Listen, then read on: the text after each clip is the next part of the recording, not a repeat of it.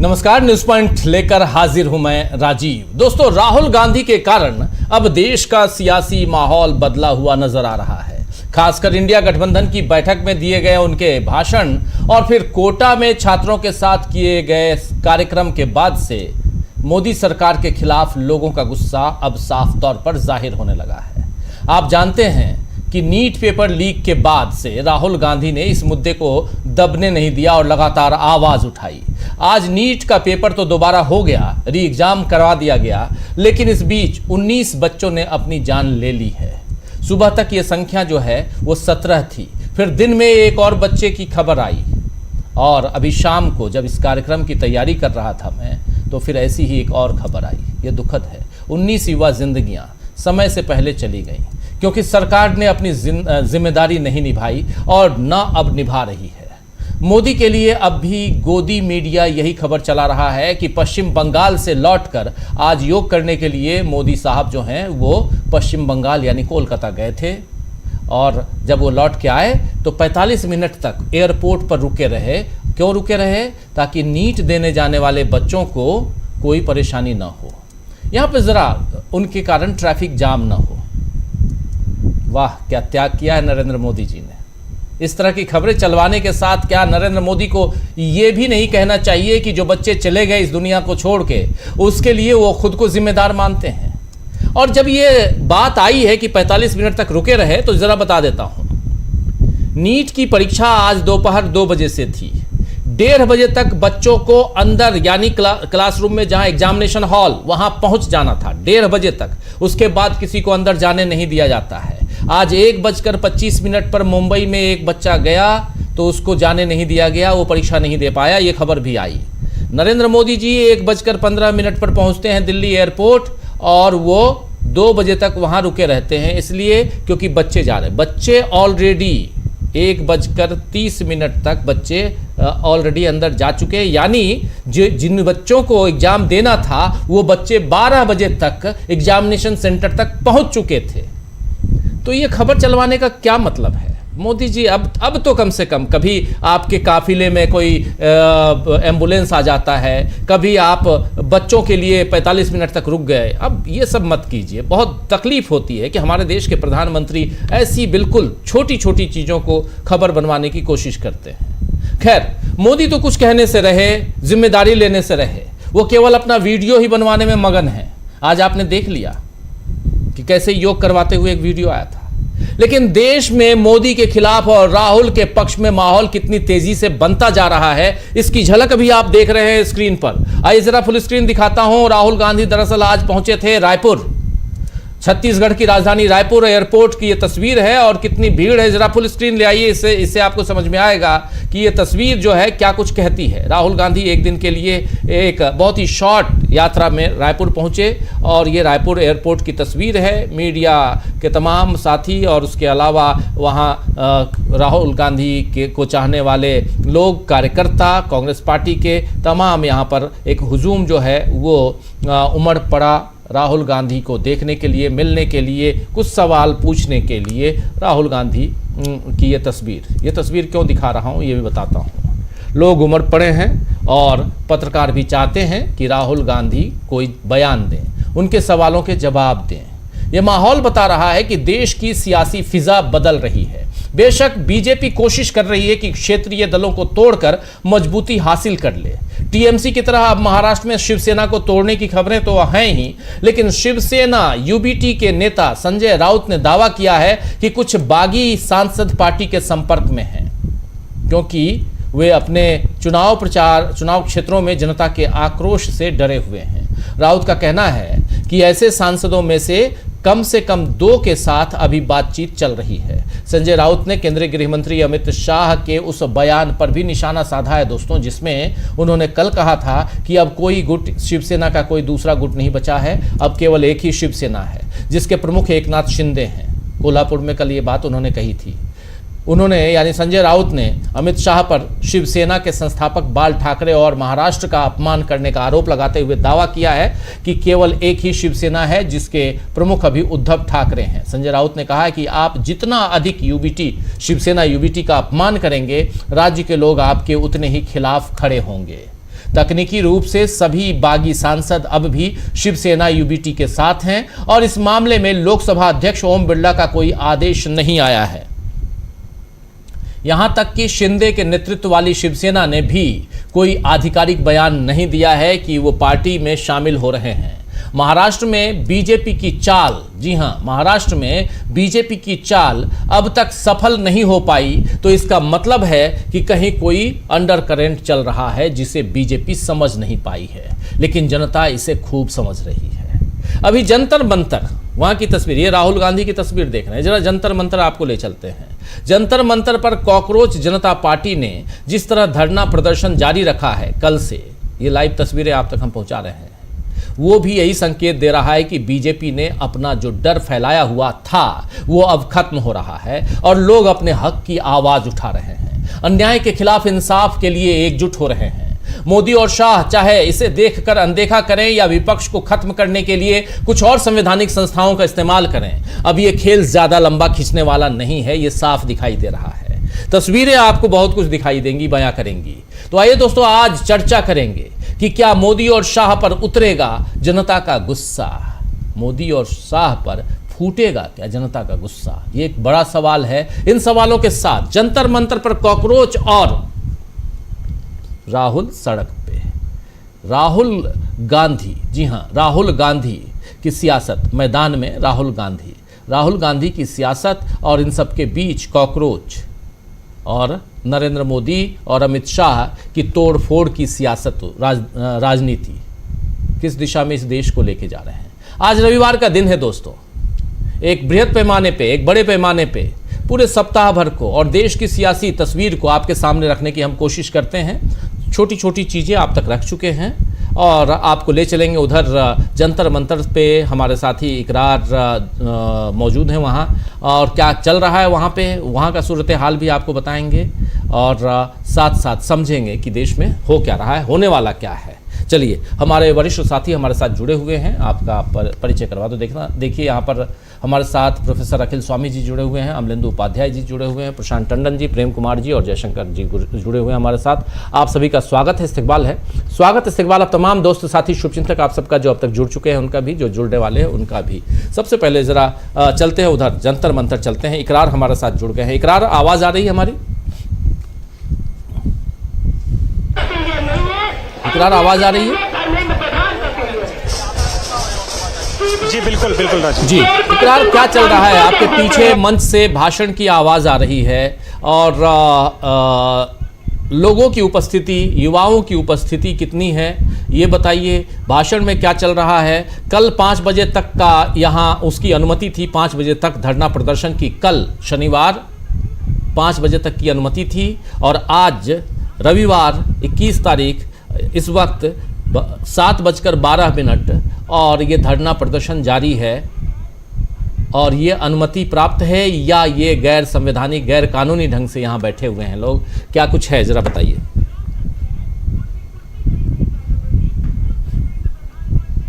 नौजवान अपनी जगह दिखा रहे हैं, अपनी जवाब नहीं मांग रहे हैं। जी राजीव जी, जो अनुमति थी वो कल शाम 5 बजे तक की थी अनुमति। उसके बाद जो सीजेपी ने वो कोशिश की थी कि और इसी मंच से ये ऐलान किया था कि हमारी अनुमति जो 5 बजे से बढ़ा दी जाए, क्योंकि कल अचानक दीपके ने ऐलान किया था कि ये प्रदर्शन तब तक जारी रहेगा जब तक कि धर्मेंद्र प्रधान का इस्तीफा नहीं हो। तो जो पहले अनुमति वो 5 बजे की थी, उसके बाद एक लेटर भी लिखा गया था, लेकिन उस अनुमति के लेटर को जो दिल्ली पुलिस ने रिजेक्ट कर दिया था। उसके बाद दिल्ली पुलिस ने कोशिश की इस धरना स्थल को खाली कराने की। लगातार जो दिल्ली पुलिस के जवान है वो धीरे धीरे करके एक-एक, दो-दो करके जो प्रदर्शनकारी थे उनको वो घसीटते दिखे, लेकिन आखिरकार जो प्रोटेस्टर है वो उनकी यहाँ जीत हुई। उन्होंने मंच के पास जो एक इलाका होता है जिसमें बैरिकेडिंग की जाती है ताकि मंच पर जो लोग मौजूद है उनकी सुरक्षा के लिए बैरिकेडिंग की जाती है। तो तमाम जो स्टूडेंट थे और जो पेरेंट्स यहाँ आए थे वो सभी पेरेंट्स उसके अंदर डी के अंदर चले गए थे और एक तरीके से सुरक्षा घेरा बना लिया था। दिल्ली पुलिस की तमाम कोशिशों के बावजूद भी कल दिल्ली पुलिस इस धरना स्थल को खाली नहीं करा पाई। शाम होते ही कल जो माइक्स हैं वो बंद कर दिए गए थे और उसके बाद पानी रोक दिया गया था, खाना रोक दिया गया था। दीपके ने जो सोशल मीडिया के माध्यम से लगातार अपील कर रहे थे वो दिल्ली पुलिस से अपील कर रहे थे, जिसके बाद देर रात को उसकी परमिशन दी गई कि पानी अंदर आया और खाना अंदर आया। लेकिन अगर हम परमिशन की बात करें तो अभी करीब 5 बजे के आसपास फिर एक बार दिल्ली पुलिस ने ऐलान किया था कि यह धरना आपका अवैध है, क्योंकि आपके पास कोई अनुमति नहीं है, आप इस धरना स्थल को खाली कर दें। जिसके बाद दीपके ने फिर ऐलान किया कि हम जब तक यहाँ से नहीं हिलेंगे, जब तक के या तो धर्मेंद्र प्रधान का इस्तीफा नहीं होता या हमें कोई अल्टरनेटिव जगह नहीं दी जा सकती है। उनका साफ तौर पर कहना था कि जब तक धर्मेंद्र प्रधान का इस्तीफा नहीं होता तब तक हम यहाँ बने रहेंगे। हमने खुद डीबी लाइव ने एक्सक्लूसिवली दीपके से बातचीत की। उन्होंने अपनी बातचीत में साफ तौर पर कहा कि हम यहाँ से हिलने वाले नहीं है जब तक धर्मेंद्र प्रधान का इस्तीफा ना हो जाए। जी, धर्मेंद्र प्रधान के इस्तीफे तक ये यहाँ रुकने वाले हैं। अब ये बताइए, चूंकि नीट का एग्जाम खत्म हो चुका है, छात्रों की संख्या यहाँ, युवाओं की संख्या यहाँ बढ़ रही है या उतनी ही है जितनी पहले थी? 5 बजे के बाद के क्या सूरत हाल है ये बताइए। और अब यहाँ के लोग क्या कह रहे हैं? जो लोग आ रहे हैं यहाँ, वो कौन से लोग हैं? क्या पार्टी विशेष से भी लोग हैं? पॉलिटिकल इन्फ्लुएंस भी है क्या यहाँ पे, या स्वतः स्फूर्त लोग आ रहे हैं? आप दिन भर लगातार, कल भी दिन भर थे, आज भी दिन भर लगातार हैं और बातें कर रहे हैं, लोगों से जान समझ रहे हैं। ओवरऑल ये आंदोलन किस दिशा में जाता हुआ दिखाई देता है, ये सारी बातें जरा आपके जरिए समझना चाहता हूं। क्रांति अमर रहे साथियों। जी राजीव जी, जब कल आप भी खुद यहाँ मौजूद थे, जो 5 बजे जो भीड़ थी वो धीरे धीरे जैसे दिल्ली पुलिस ने सीटियां बजाना शुरू करी, अनाउंसमेंट शुरू किया तो भीड़ छट गई थी। लेकिन कल के मुकाबले अगर हम आज की बात करें तो मैं फारूक से कहूँ, फारूक एक बार जरा कैमरा दिखाइए कि ये ना सिर्फ मंच के पास में बल्कि मंच के पीछे भी राजीव जी जाम लाइव कर रहे थे बिल्कुल लास्ट में, वहाँ तक जो है स्टूडेंट कह लीजिए, स्टूडेंट भी हैं, उनके पेरेंट्स भी हैं और अन्य जो जिनको जो कि समस्याओं से पीड़ित, वो सभी लोग यहाँ धीरे धीरे करके आ रहे हैं। और ये जो ऐसा जैसे कल हमने देखा था कि धीरे धीरे से जो ये भीड़ है वो सिर्फ मंच तक सिमट कर रह गई थी, लेकिन अब मंच के नीचे और मंच के बाहर और पूरा पीछे तक जंतर मंतर का इलाका आपने देखा है कि कितना बड़ा इलाका है, वो भीड़ जो है वो आज भी बनी हुई है। अच्छा, सबसे बड़ी बात आज ये है कि दिल्ली पुलिस बीच बीच में ऐलान तो कर रही है, लेकिन फिलहाल जो दिल्ली पुलिस के जो जवान तैनात रहते थे वो फिलहाल यहाँ नजर नहीं आ रहे, सब कुर्सी पर सुस्ताते हुए नजर आ रहे हैं। यानी दिल्ली पुलिस भी कहीं ना कहीं ये फिलहाल ये मान चुकी है कि या तो कि ये प्रोटेस्टर जो यहाँ से फिलहाल हटने वाले नहीं है, या कहें कि अभी उनके पास कोई इस तरीके का आदेश नहीं आया है कि किस तरीके से जबरदस्ती इसको खाली कराया जाए। हालांकि बीच बीच में बार बार ये ऐलान जरूर किया जा रहा है, लेकिन तमाम जो हर तरीके के यहाँ लोग पहुंच रहे, चाहे इन्फ्लुएंसर की बात कर लीजिए या विभिन्न पॉलिटिकल लोगों की बात कर लीजिए। जब हमने पूछा उनसे कि आप तो फला पार्टी से हैं तो आप क्या सपोर्ट, तो उन्होंने कहा कि हम मुद्दे को सपोर्ट करने के लिए आए हैं। जैसा हमने जब लाइव में हमने बात किया कि एक ब्लाइंड स्टूडेंट है, वो लगातार कल से जो है वो यहाँ जो लोग आ रहे हैं उनकी सेवा कर रहे हैं और उनके साथ जो है और जो छात्र विंग है वो उनके साथ लगी हुई है। लगातार पानी, जो ठंडा पानी है वो यहाँ मुहैया कराया जा रहा है, ठंडाई की व्यवस्था की गई है। तो एक अलग ही जंतर मंतर पर इस समय जो नज़ारा है वो एक अलग नज़ारा है। और जो छात्र हैं यहाँ, ये जो प्रदर्शनकारी जिनको आप कह लीजिए, वो फिलहाल यहाँ से हटने को तैयार नहीं है। बिल्कुल, आप हमारे साथ बने रहिए इकरार। जरा अब हम इस चर्चा को आगे बढ़ाते हैं। बहुत बहुत शुक्रिया, दोबारा आपसे जुड़ेंगे हम। और इधर हमारे तमाम साथी, आप लोग सुन रहे थे आंदोलन, और इस आंदोलन में और हम पूरे सप्ताह भर में जो कुछ हो रहा है, 2 चीज़ें चल रही हैं स्वामी जी। एक, हमने राहुल गांधी को देखा और वो उनके आंदोलन की शुरुआत और एक मुद्दा जो है उसको पिकअप करना, उसको आगे बढ़ाना। और आज री एग्ज़ाम जो कंडक्ट हुआ है नीट का, और छात्रों के भविष्य का जिक्र बार बार आता रहा। राहुल गांधी आज से नहीं बल्कि 3-4 साल पहले से कह रहे हैं, और कोटा में उन्होंने एक विरोध प्रदर्शन तो नहीं, लेकिन हाँ छात्रों के साथ मिलकर और एक पावर पॉइंट प्रेजेंटेशन के जरिए भी बताया कि क्या चल रहा है। 3.5 करोड़ रुपए, 3.5 लाख करोड़ रुपए खर्च करते हैं पूरे 5 एग्जाम्स के लिए छात्र इस देश में, उनके पेरेंट्स, और 1,40,000 करोड़ रुपए का बजट है देश का शिक्षा मंत्रालय के ऊपर, शिक्षा के ऊपर, ये सारी चीज़ें। दूसरी तरफ कॉकरोच जनता पार्टी को भी हम देख रहे हैं। ये दोनों, और इन सब के बीच युवाओं का भविष्य, युवाओं की उम्मीदें, यहीं से आज चर्चा की शुरुआत करना चाहता हूं आपके जरिए। और अभी इकरार की बात आप सुन ही रहे थे कि वहां चल क्या रहा है, आपकी टिप्पणी है कि दो चीजें बहुत महत्वपूर्ण हैं जिसको नोट किया जाना चाहिए। और जैसे आपने भी कहा कि अब लोगों का डर हट रहा है, और यही सबसे इंपॉर्टेंट चीज थी जो राहुल गांधी ने 1.5-2 साल पहले कहा था, डरो मत।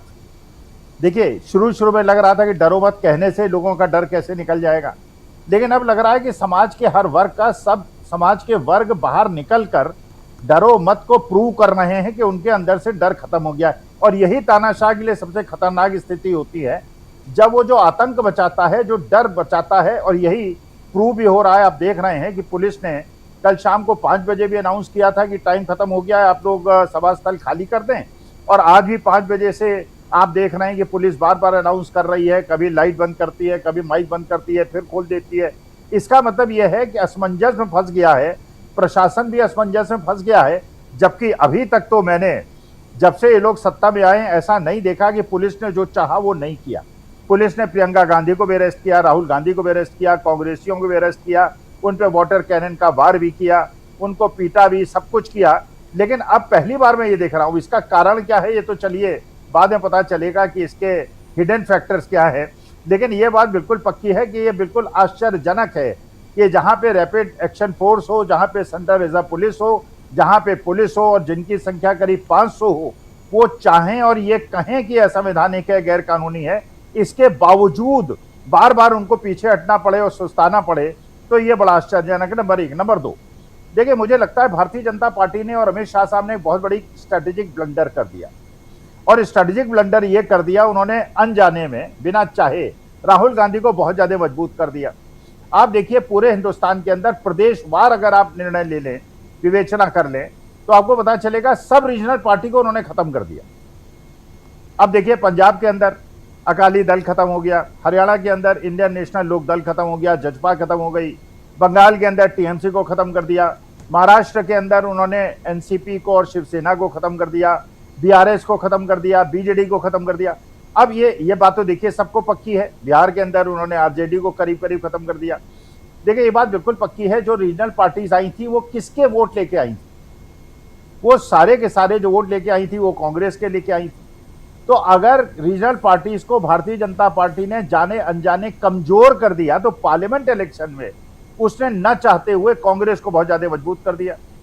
तो इसका मतलब यह है कि अब लड़ाई जो है वो सीधी, अच्छा, राहुल गांधी ने अपने परफॉर्मेंस से और जिस प्रकार से समाज के हर वर्ग से उन्होंने बैठक की और बात की, और मैंने ये भी देखा कि अभिजीत दीपिके आज ये कह रहे थे, रिक्वेस्ट कर रहे थे कि राहुल गांधी से भी मैं रिक्वेस्ट करता हूं कि हमें सपोर्ट करें और अपने सहायकों को, अपने समर्थकों को हमारे पास भेजें। भाई, एक तरफ तो ये कहा जा रहा था कि ये जो आंदोलन है ये इसलिए डिफरेंट है, ये ए पॉलिटिकल है, ये नॉन पॉलिटिकल है, और राहुल गांधी के जो आंदोलन है वो पॉलिटिकल है, और वहां पे यूथ कांग्रेस और यूसीआई के लोग लड़ रहे हैं। तो भैया, उन्हें अगर आप आमंत्रित करते हैं तो इसके बजाय जो एक बड़ी व्यवस्थित पार्टी है, जो आज के तारीख में पूरी हिंदुस्तान की राजनीति 2 केंद्र बिंदुओं में आके अटक गई है। एक तरफ तो वो लोग हैं जो कि चाहते हैं कि तानाशाही को सब डायरेक्टली और इनडायरेक्टली सपोर्ट करते हैं। भारत जिस तरह से विश्व में अलग थलग पड़ रहा है, जैसे डोनाल्ड ट्रम्प हमारे साथ बिहेव कर रहा है, जैसे पेपर लीक हो रहे हैं, जैसे महंगाई बढ़ रही है, जैसे रोजगार नहीं मिल रहे हैं, या तो उसके साथ है और या वो लोग हैं जो उसके अगेंस्ट है। और रीजनल पार्टीज के कमजोर होने की वजह से अब ये जो बाइपोलर इलेक्शन का सीन बन रहा है, ये बहुत ज्यादा फायदेमंद है राहुल गांधी के लिए, कांग्रेस के लिए। और आपने देखा छत्तीसगढ़ के अंदर जैसे उनका रिसेप्शन हुआ और जिस प्रकार से कोटा के अंदर वहां पे उनको रिस्पांस मिला। और देखिए, मैंने तो जो अभी आपका ये वीडियो देखा है जंतर मंतर का, क्योंकि पहले दिन मैंने जाके देखा था और आज भी मैंने देखा, सुबह 3:30 बजे का वीडियो भी मैंने देखा, और इस समय का वीडियो देखा, तो आप जानते हैं जंतर मंतर की जो कैपेसिटी क्या है और वहां पे जितनी आसानी से मूवमेंट हो रहा है, उससे लगता है कि जो वास्तविकता में कांग्रेस जनता पार्टी ने एक अति उत्साह में एक स्टेप उठा लिया था, अब को शायद रियलाइज हो रहा है। और भगवान अगर उन्हें सद्बुद्धि दे तो ये आंदोलन को पूरी तरह से राहुल गांधी के पीछे मोड़ दें। राहुल गांधी के साथ जितने लोग भी हैं जो आज को इस शासन को चेंज करना चाहते हैं, धर्मेंद्र प्रधान का इस्तीफा चाहते हैं, सब राहुल गांधी के पीछे एकताबद्ध एक तरह से खड़े हो जाएं। क्योंकि राहुल गांधी ने बार बार सिद्ध किया है उनकी कोई राजनीतिक अभिलाषा नहीं है। वो प्रधानमंत्री अगर बनना चाहते तो 2011 में बन गए होते, और सोनिया गांधी 2004 में प्रधानमंत्री बन गई होती।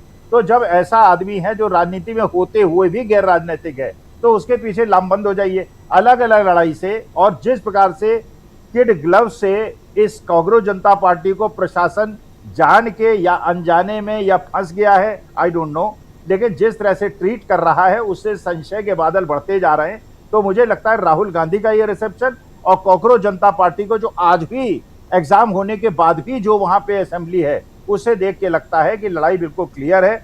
अभिजीत जी दीपिके को ये कहने के बजाय कि राहुल गांधी से कि आप हमारे साथ आइए, इनको राहुल गांधी के पीछे लामबंद हो जाना चाहिए अगर ये बच्चों के हित में चाहते हैं कि धर्मेंद्र प्रधान का इस्तीफा हो, और जो भी नॉन परफॉर्मिंग मिनिस्टर्स इसमें है, जिसमें 99% है, मेरे ख्याल से तो कोई भी मिनिस्टर ऐसा नहीं जो परफॉर्मिंग हो, उन सबको हटा देना चाहिए। बिल्कुल बिल्कुल, आप सही कह रहे हैं, बिल्कुल सही कह रहे हैं। यहाँ पर दो चीज़ें पैरेलल, हमारे दर्शक साथी भी कई लोग कंफ्यूज्ड हैं इसलिए, और एक तो लिख भी रहे हैं कि डीबी लाइव अकेला चैनल है जो कांग्रेस जनता पार्टी का वो आरएसएस के एजेंडे को लाइव कर रहा है।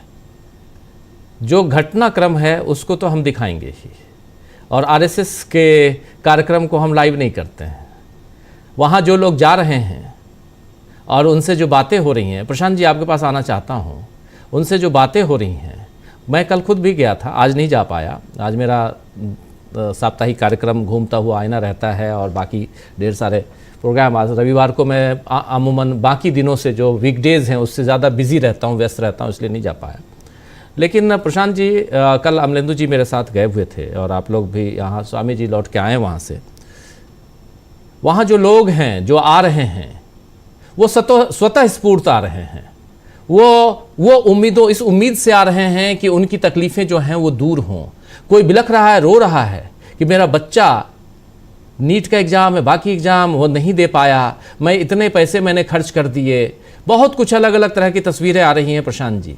उन तस्वीरों को देखिए तो साफ समझ में आता है कि वहाँ पर जो लोग हैं वो परेशान हैं, परिस्थितियों के मारे हुए हैं, और उनको एक मंच चाहिए। वो मंच कल को राहुल गांधी दे सकते हैं, वो मंच कल को इंडिया गठबंधन का यानी विपक्ष का कोई नेता दे सकता है। राहुल गांधी इसमें काफ़ी आगे बढ़ चुके हैं और दे रहे हैं मंच। विरोध प्रदर्शन के लिए एक जगह आज की तारीख में सबसे पहले सरकार के खिलाफ आवाज़ उठाने के लिए नॉन पॉलिटिकल, ए पॉलिटिकल अगर कोई मूवमेंट है वहाँ लोग पहुँचे, ये पहली प्राथमिकता होनी चाहिए। और अब वो आरएसएस का है कि आम आदमी पार्टी का है कि किसी और का है, दैट इज़ सेकेंडरी, मेरा ये मानना है। लेकिन प्रशांत जी, और मैं चाहूँगा आप तमाम साथी अगर इस बात को आगे बढ़ा सकते हैं, तो ये एक विश्लेषण का मुद्दा है, बहुत गंभीर मुद्दा है। की बात तो आरएसएस के लोगों की मैं पहचान बता दूं, बिना निकल के भी आप पहचान सकते हो उनको, कि आरएसएस का व्यक्ति हमेशा टनों नफरत लिए घूमता है। उसकी नफरत मुसलमान से है, उसकी नफरत दलित से है, उसकी नफरत महिला से है, उसकी नफरत जो है दक्षिण भारतीय से है, उसकी नफरत नॉर्थ ईस्ट के लोगों से है। तमाम नफरतें लिए हुए घूमता है आरएसएस का व्यक्ति, और उसको आप बिना निकल के ही पहचान सकते हैं आराम से। 1 मिनट बात करेंगे, कोई ना कोई नफरत उसके मुंह से निकल आएगी। वहाँ देखिए, आप भी गए वहाँ पे, स्वामी जी भी गए हैं वहाँ। मैं बहुत से लोगों के वीडियोस देखे, मुझे नहीं लग रहा है कि वहाँ पे नफरत भरे लोग हैं। वो बच्चे हैं जो परेशान हैं, उनके अभिभावक हैं जो परेशान हैं। आरएसएस कहाँ परेशान है? आरएसएस वाले तो साइकिल में चलते थे, वो अब बिजनेस क्लास में चल रहे हैं, हवाई जहाज में। उनके पास एसयूवी आ गई है, वो इस गर्मी में जाएंगे वहां पे। उनके दफ्तरों में, घरों में अब सेंट्रलाइज्ड एयर कंडीशन लग गया है। तभी तो वो प्रियंक खड़गे कह रहा है कागज दिखाओ ना, वो कागज दिखाने को तैयार नहीं है। अब जरा मुद्दे पर आते हैं। देखिए, नरेंद्र मोदी की सरकार जंतर मंतर पे को पुलिस से खाली करवाने में डर रही है। उनके दिमाग में नेपाल का वो मंजर आता है जब लाठीचार्ज हुआ था छात्रों पे, और उसके बाद क्या हुआ था। वो देख रहे हैं कि बांग्लादेश में क्या हुआ था, वो देख रहे हैं कि और जगह पे क्या हुआ था। अब जो सेंटीमेंट है, देखिए उनके पास तो इंटेलिजेंस ब्यूरो की रिपोर्ट भी आती है। तो दो बड़े डेफिनेट मैं ट्रेंड बताता हूं आपको। आपको याद होगा राजीव जी, विनेश फोगाट खींच कर पुलिस ले गई थी वहां से घसीटते हुए एक गोल्ड मेडलिस्ट को कॉमनवेल्थ की, और जिसने एशियन गेम्स में शान बढ़ाई भारत की। ऐसी गोल्ड मेडलिस्ट एथलीट को, प्लेयर को पुलिस घसीटते हुए ले गई थी। वो बीमार थी, उसको वहां से हटने को मजबूर कर रहे थे, और वही पुलिस माइक पे अनाउंस कर रही कि आप हट जाइए।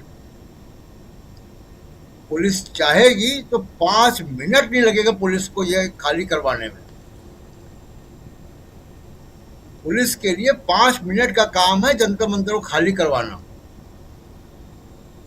पुलिस खाली इसलिए नहीं कर रही कि पुलिस को खाली करवाने का आदेश नहीं है। आदेश देने वाला डरा हुआ है।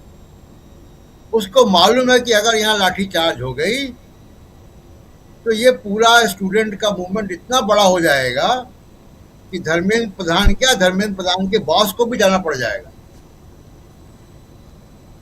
तो एक तो ये कारण है। दूसरा कारण देखिए, आपको एक और ट्रेंड बताते हैं। आज दिल्ली के अखबार देख लीजिए, अपने अखबार के अलावा अंग्रेजी के बड़े अखबार, दिल्ली से छपने वाले अखबार, जंतर मंतर पे घटना हो रही है। स्टूडेंट्स आए हुए हैं, रात भर धरने बैठे हैं, एक लाइन नहीं लिखी फ्रंट पेज पे। ये तो फोटो वाली खबर है राजीव जी। आप तो अखबार के भी संपादक हैं, मैं अखबारों में रहा हूं।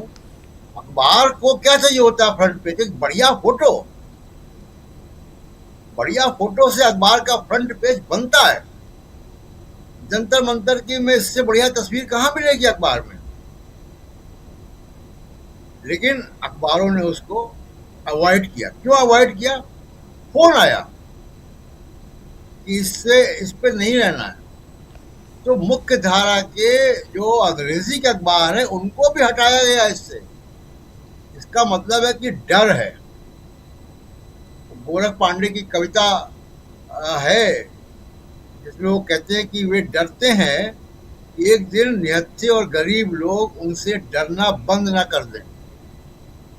तो यही हो रहा है कि एक तानाशाह का सबसे बड़ा डर यही होता है कि लोग डरना अपना बंद कर दें। अब दूसरा बात कि मीडिया आपने हटा दिया वहां से, तो क्या कर लेंगे आप? ये जो भीड़ वहां पे है राजीव जी, इसके पास अपना मीडिया है।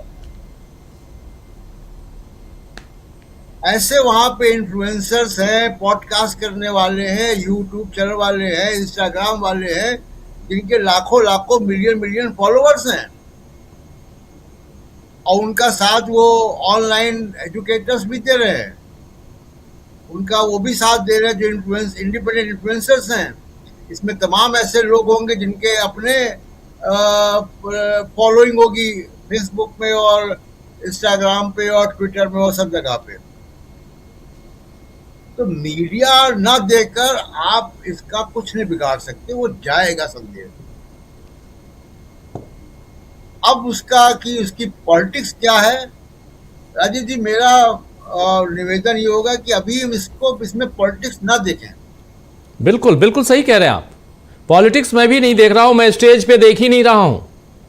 मैं स्टेज की तरफ नहीं देख रहा हूं। स्टेज पे देखिए, स्टेज पे इंडिया गठबंधन के एक घटक दल की छात्र इकाई भी है। आयसा, AISF, इंडिया गठबंधन के घटक दल ही है ना, वाम दल जी। उनका विंग भी है स्टेज पे। मैं इसलिए पॉलिटिक्स देख ही नहीं रहा हूं। नीचे जो लोग हैं उन लोगों से बात कीजिए, जो लोग नीचे आ रहे हैं। हाँ, एक बात और, जब हमारी टीम से, मुझसे ही वहां कुछ RSS के लोग जो आए, वो हमसे ही अगर लड़ने टकराने की बात कोशिश करने लगे, कल भी आ रहे हैं कुछ लोग ऐसे भी जो इसमें उपद्रव मचाने की कोशिश कर रहे हैं, इसमें कोई दो राय नहीं है। आ रहे हैं, कुछ लोगों को भेजा जा रहा है। अब और वही आप जो कह रहे हैं, यहां इसको थोड़ा सा अभी और समझने की जरूरत है कि ये कौन लोग हैं। देखिए, इतने आंदोलन हम लोगों ने देखे, रिसेंट आंदोलनों में अन्ना का आंदोलन, उसके बाद शाहीन बाग का आंदोलन, हमने किसानों का आंदोलन, महिला पहलवानों का आंदोलन, और अब ये आंदोलन। और इन तमाम आंदोलनों को हम लोगों ने, प्रशांत जी, हम सब ने साथ साथ और बहुत नजदीक से वहां से लगातार किसानों के आंदोलन को रोज शाम 6 बजे से मैं लाइव करता था 3 घंटे, और हर बॉर्डर से, टीकरी बॉर्डर, सिंगू बॉर्डर, या इधर गाजीपुर बॉर्डर दिल्ली, और आप तमाम साथी रहते थे। इसके बाद, इससे पहले शाहीन बाग का आंदोलन, रात के 2:30 बजे मैंने वहां से प्रोग्राम किया है शाहीन बाग में। और कब? दिसंबर का महीना, last week of December, Delhi की कड़कड़ाती ठंड, उसमें महिलाएं बैठी थीं। अगर नहीं हो तो वो वीडियो भी मैं यहां दिखा दूंगा। तो ये सब कुछ हम लोगों ने किया। तो इसलिए आंदोलन को बहुत नजदीक से देखने समझने की जरूरत है। जो साथी आज इस वक्त इस कार्यक्रम को देख रहे हैं और अगर इन हमारी बातों को हल्के में ले रहे हैं, तो आज आप गलती कर रहे हैं। मैं ये नहीं कहूंगा कि हम जो कह रहे हैं आप मानिए, सबके अपने विचार हो सकते हैं, लेकिन आप किसी भी आंदोलन, किसी भी ऐसी चीजों को हल्के में मत लीजिए। जरा उसको समझने की कोशिश कीजिए, थोड़ा समय दीजिए, थोड़ा आप समझिए। हमारे जरिए नहीं, आप खुद जाके देखना चाहते हैं, जाइए, ये समझने की कोशिश कीजिए कि कौन लोग हैं, कौन आ रहे हैं। मैं तो सिर्फ ये कह रहा हूं कि जो परेशान है वो आ रहा है, और वो कल को विपक्ष की मदद करेगा, राहुल गांधी की मदद करेगा, वो दीपके की मदद नहीं करेगा। मैं आज लिख के दे देता हूं। जो परेशान है उसके लिए एक ही मंच होगा, वो इंडिया गठबंधन होगा। और यही उस समय हुआ था जिस समय अन्ना हजारे का आंदोलन था। वो आंदोलन कांग्रेस के खिलाफ था। मंच किसको मिला? नरेंद्र मोदी को। देश पर आज 12 साल से राज कर रहे हैं। और आज ये मंच जो है, आप कुछ भी कर लें, ये मंच विपक्ष का मंच होगा आने वाले समय में। आप लिख के रख लीजिए, अगर यह आंदोलन बड़ा होता है तो। आरएसएस आज की तारीख में कुछ नहीं कर पाएगा प्रशांत जी। जो करना था, अगर करना होता तो कल उठा के ले जाते। जी, मैं वही बात कह रहा हूं राजीव जी कि यहाँ पे हम राजनीति ना देखें। ये छात्रों का एक्सप्रेशन है, ये उनकी भावना है।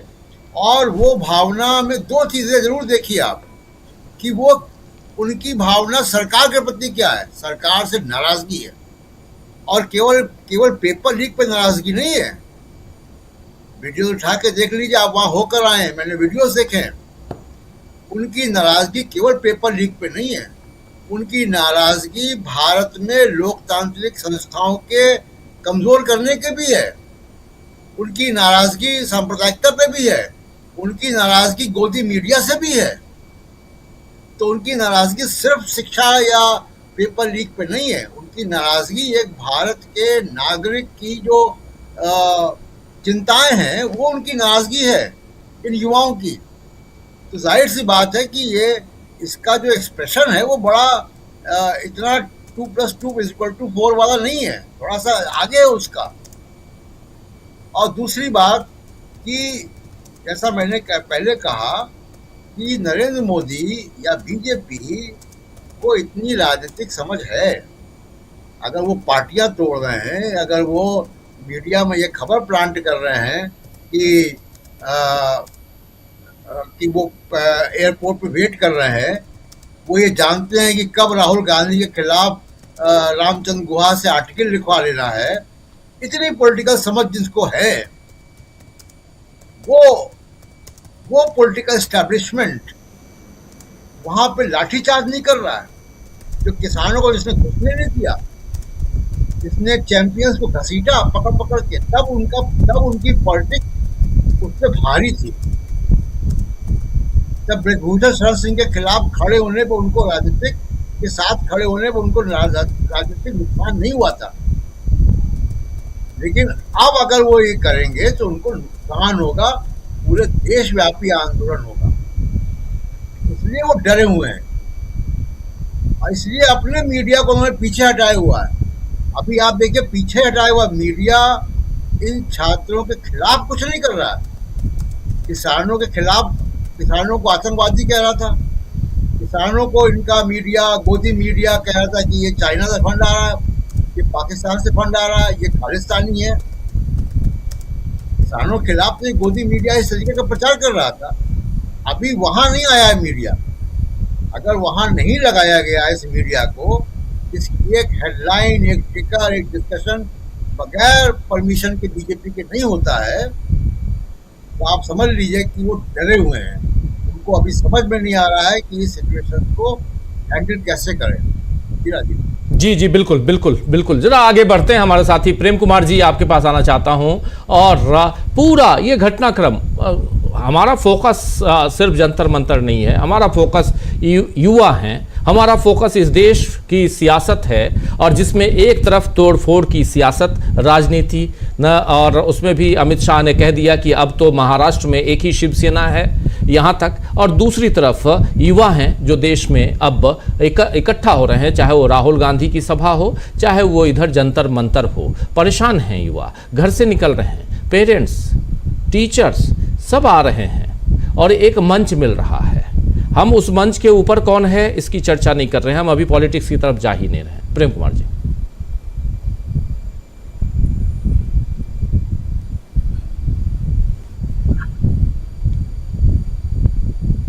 एक बात तो ये साफ है कि देश में असंतोष है, गुस्सा है, उसका इजहार भी है अलग अलग तरीकों से, अलग अलग प्लेटफॉर्म से। और दूसरी तरफ ये भी है कि सांसदों की तोड़ फोड़ है, पार्टियों में जोड़ तोड़ है, सांसद बढ़ाने की कवायद है। ये दोनों घटनाएं एक साथ घट रही हैं, दोनों सच्चाई है, लेकिन इन दोनों सच्चाई के बीच जो बात है उसको समझने का प्रयास करना जरूरी है। और इसी के बीच ये जो हम जंतर मंतर का प्रदर्शन देख रहे हैं, इसको भी हम समझते हैं। हम जंतर मंतर पर ही आते हैं। देखिए, जंतर मंतर पर जो हो रहा है वो अभी असंतोष का प्रदर्शन है, और देश की सरकार में जो शिक्षा मंत्री हैं उनका इस्तीफा मांगा जा रहा है। ये इस्तीफा सबसे पहले राहुल गांधी ने ही मांगा था, कांग्रेस ने ही मांगा था।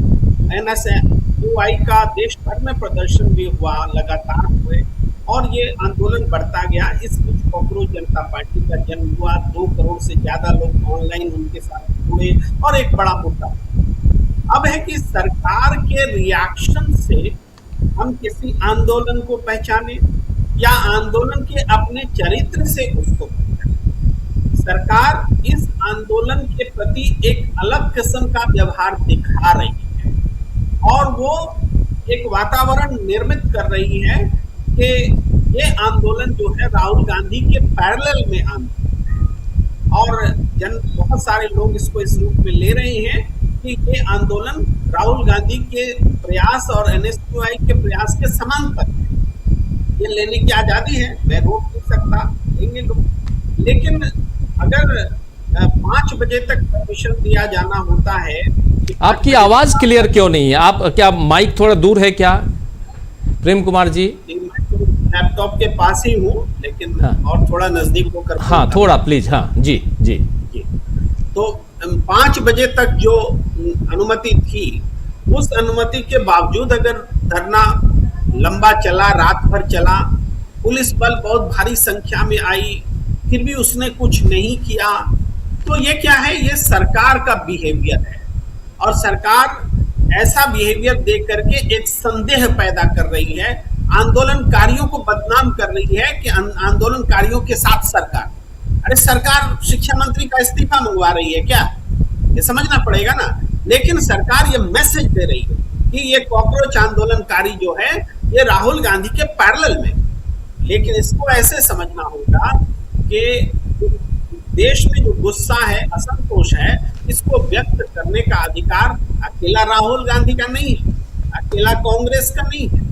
देश के अलग अलग समूह, चाहे किसी पार्टी के हो, आम आदमी पार्टी के हो, CPI-ML के हो, या कोई भी हो, उनको अधिकार है कि वो असंतोष का प्रदर्शन करें, और वो असंतोष का प्रदर्शन कर रहे हैं।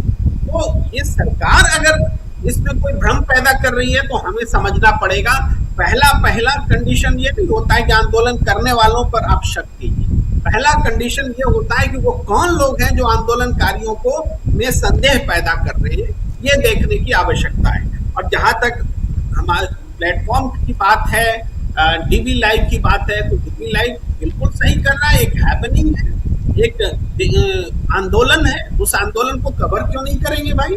किसी का भी हो, आंदोलन है ना, जनता इसमें शरीक है ना। जिस आंदोलन में जनता शरीक होगी उसको तो दिखाना ही पड़ता। लोगों ने राम मंदिर आंदोलन दिखाया पूरे देश में, दिखाया कि नहीं दिखाया? बंद होता था, कॉल होता था, सब दिखाया जाता था, तो मीडिया इससे पीछे हटा था। लेकिन आज जब आंदोलन होगा रियल में, तो उसको क्या मीडिया पे नहीं दिखाया जाएगा? ये मीडिया पे दिखाया जाएगा। और मैं ये मानता हूँ कि लंबे समय से लगातार जो देश को जगाने का प्रयत्न देश का अपोजिशन कर रहा है, उसका एक नतीजा अब दिखने लगा है। सरकार, मैं वापस उसी विषय पर आता हूं कि जहां से कि आज सांसदों को तोड़ करके शक्तिशाली दिख रहे हैं या दिखाने की कोशिश कर रहे हैं, वास्तव में वो कमजोर हो चुके हैं। सरकार कमजोर हो चुकी है, क्योंकि जनता जब गुस्से में आएगी सरकार के खिलाफ, तो वो सरकार मजबूत कैसे होगी? जब जनता ही गुस्से में है तो सरकार कैसे मजबूत होगी? ये बातें समझने की जरूरत है। मैं बस इतना ही बताना चाहता हूं। जी जी, बिल्कुल बिल्कुल आप सही कह रहे हैं। और आंदोलन यहाँ पर अन्ना आंदोलन से लेकर अभी कॉकरोच आंदोलन तक की बात हम कर रहे हैं। और कई जयशंकर जी साथ साथ हम लोगों ने कई आंदोलन कवर किए हैं, और खासकर बीते 12-15 साल में उसको बहुत नज़दीक से कवर किया है, देखा है। अन्ना आंदोलन में भी वहाँ जब जाते थे हम लोग देखते थे कि यहाँ सरस्वती समाज तो कौन समाज तो क्या, आरएसएस के अलग अलग छोटे छोटे विंग, कोई पानी दे रहा है, कोई झंडा दे रहा है, कोई टोपी दे रहा है। साफ समझ में आता था कि ये आरएसएस वाले जो हैं उन्होंने पूरा का पूरा इसको कैप्चर कर रखा है। लेकिन फिर भी जाना तो मजबूरी थी, क्योंकि हम पत्रकार हैं, हमको जाना पड़ेगा, आके लिखना पड़ेगा। लिखते थे तो उस समय डीबी लाइव नहीं था, अखबार में ही छापना होता था, करते थे, उसकी आलोचना भी करते थे कि नहीं इसके ज़रिए यहाँ पर क्या चल रहा है। अन्ना का आंदोलन उस समय हम लोगों ने उसको एक्सपोज किया था और समझ में आता था। शाहीन बाग के आंदोलन को भी हमने देखा, वहाँ भी कुछ लोगों ने उसको दूसरे ढंग से कैरी फॉरवर्ड करने की कोशिश की, उसको भी हम लोगों ने एक्सपोज किया। उसके उसी दौरान हम लोगों ने दिल्ली के दंगे को भी देखा। दिल्ली में नॉर्थ ईस्ट दिल्ली में जो दंगा हुआ था उसको भी हम लोगों ने देखा, कवर किया। किसानों के आंदोलन को हम लोगों ने काफ़ी 13 महीने तक किसान बैठे रहे और उसको भी किया। ये महिला पहलवान हमारे सामने घसीटी गई। महिला पहलवान हम लोग जब वहाँ से न्यूज़ पॉइंट कर रहे थे, शाम को प्रशांत जी थे, बारिश हो रही थी और महिलाओं के साथ ज्यादतियाँ हो रही थी इसी जंतर मंतर पे, उसको भी देखा। लाइट काट दी गई कल रात में, जैसे इन लोगों के कॉकरोच जनता पार्टी के लाइट काटे गए, पानी लाने से मना किया गया, देने से मना किया गया। ये सारी चीज़ें देखी, उसमें कोई नहीं है। बात ये है सीधा सीधा जयशंकर जी, इन चीज़ों को इसलिए यहाँ पर मैं थोड़ा रिकैप कर रहा हूँ कि इतने आंदोलनों में, और जो अभी प्रेम कुमार जी, उनसे पहले प्रशांत जी और प्रोफेसर अखिल स्वामी जी जो बातें कह रहे थे, उसी बात को आगे बढ़ा रहा हूं कि लोगों के अंदर ये लोग आ कौन रहे हैं। मेरा कहना है कम से कम आज राहुल गांधी ने जो डरो मत का नारा दिया था, उस नारे को जंतर मंतर पे भी आकर लोग बुलंद तो कर रहे हैं। कम से कम इतना तो है कि लोग निकल के आ रहे हैं और कैमरे के सामने कह रहे हैं, हमारे कैमरे के सामने, कि अभी तक हम बीजेपी को वोट देते थे, अभी तक मैं बीजेपी का कार्यकर्ता था, लेकिन अब नहीं हूं, अब मैं एक्सपोज करूंगा, मैं इनके अंदर की तमाम चीजों को जानता हूं। ये बात आज की बात मैं कह रहा हूं, ये सब कुछ कैमरे पे कैद है। अगर आप लोगों ने लाइव नहीं देखा है तो देख लीजिए, नहीं तो कहेंगे तो उसको वो अलग अलग चंक काट के डाल दूंगा। आप देखिए तो ये कौन लोग हैं? ये आरएसएस के लोग नहीं हैं। जो टीचर्स आ रहे हैं, जो पेरेंट्स रो रहे हैं, जो बच्चों के लिए, अपने बेटे के लिए कोई 1.5 साल से बैठा हुआ है कहीं 15,000 रुपए के एक कमरे में, और वो बच्चे को यहाँ बैठा के पढ़ा रहा है, तैयारी करवा रहा है, वो आज परेशान है। उसको लग रहा है कि पेपर लीक, बाकी चीज़ों से कोई तो ऐसा मंच है जहाँ पे हमको एक उम्मीद है कि वहाँ से मेरी परेशानियों को दूर किया जाएगा। तो इसलिए आंदोलन को प्रमोट करना और आंदोलन की खबरों को दिखाना, दोनों में एक बारीक सा फर्क है, और उस फर्क को समझना होगा। अगर डीवी लाइव चैनल को आप देखते हैं तो हम किसी चीज को प्रमोट नहीं कर रहे हैं। यह अकेला मैं था जिसने 6 जून को हुआ था ना आंदोलन, प्रशांत जी आप लोगों को याद हो, 6 जून को पहला आंदोलन, 3 बजे अभिजीत दीपके साहब क्यों निकल के चले गए? ये सवाल हम उठाने वाले थे। आज भी मैं ये सवाल उठाता हूं कि अगर अभी इस वक्त इनकी दोनों मांगे, एक मांग खासकर कि धर्मेंद्र प्रधान इस्तीफा दे दें, तो क्या आंदोलन खत्म कर देंगे, अब सारी चिंताएं दूर हो जाएंगी, दूसरा आएगा वो फिर यही करेगा? तो ये सवाल तो फिर हम दीपके पे, इसीलिए तो प्रशांत जी ने जो कहा कि पॉलिटिकल चीजों पे अभी हम चर्चा नहीं कर रहे हैं, पॉलिटिकल चीजों पे चर्चा नहीं कर रहे हैं। उसके लिए वक्त है, देखेंगे। उसके लिए वक्त है कि आम आदमी पार्टी की तरह कोई पार्टी बनती है या कुछ और होता है, वो देखा जाएगा। लेकिन आज कम से कम इतना तो है कि जो परेशान हैं उनके लिए कम से कम एक मंच, और वो मंच तो राहुल गांधी लगातार दे ही रहे हैं। यहां भी राहुल गांधी के लोग हैं, बहुत नजदीक से देखा है आपने जयशंकर जी आंदोलनों को, आपने जेपी के आंदोलन को भी देखा है, नहीं शामिल भी रहे हैं। हाँ, शामिल रहे हैं, डंडे खाए हैं, आप जेल गए हैं, जेल भी गए, जेल गए हैं। देखिए सीधी सी बात यह है राजीव जी, इस मामले में कतई हमको डिफेंसिव होने की तो जरूरत नहीं है। और सीधी बात है कि ये जो भी है कांग्रेस जनता पार्टी का जंतर मंतर पे धरना प्रदर्शन, ये मैंने इसके पहले भी जब हुआ था तो उसमें भी चर्चा हो रही थी, तो मैंने यही कहा था कि ये छात्र और युवाओं के आक्रोश की अभिव्यक्ति का एक मंच है।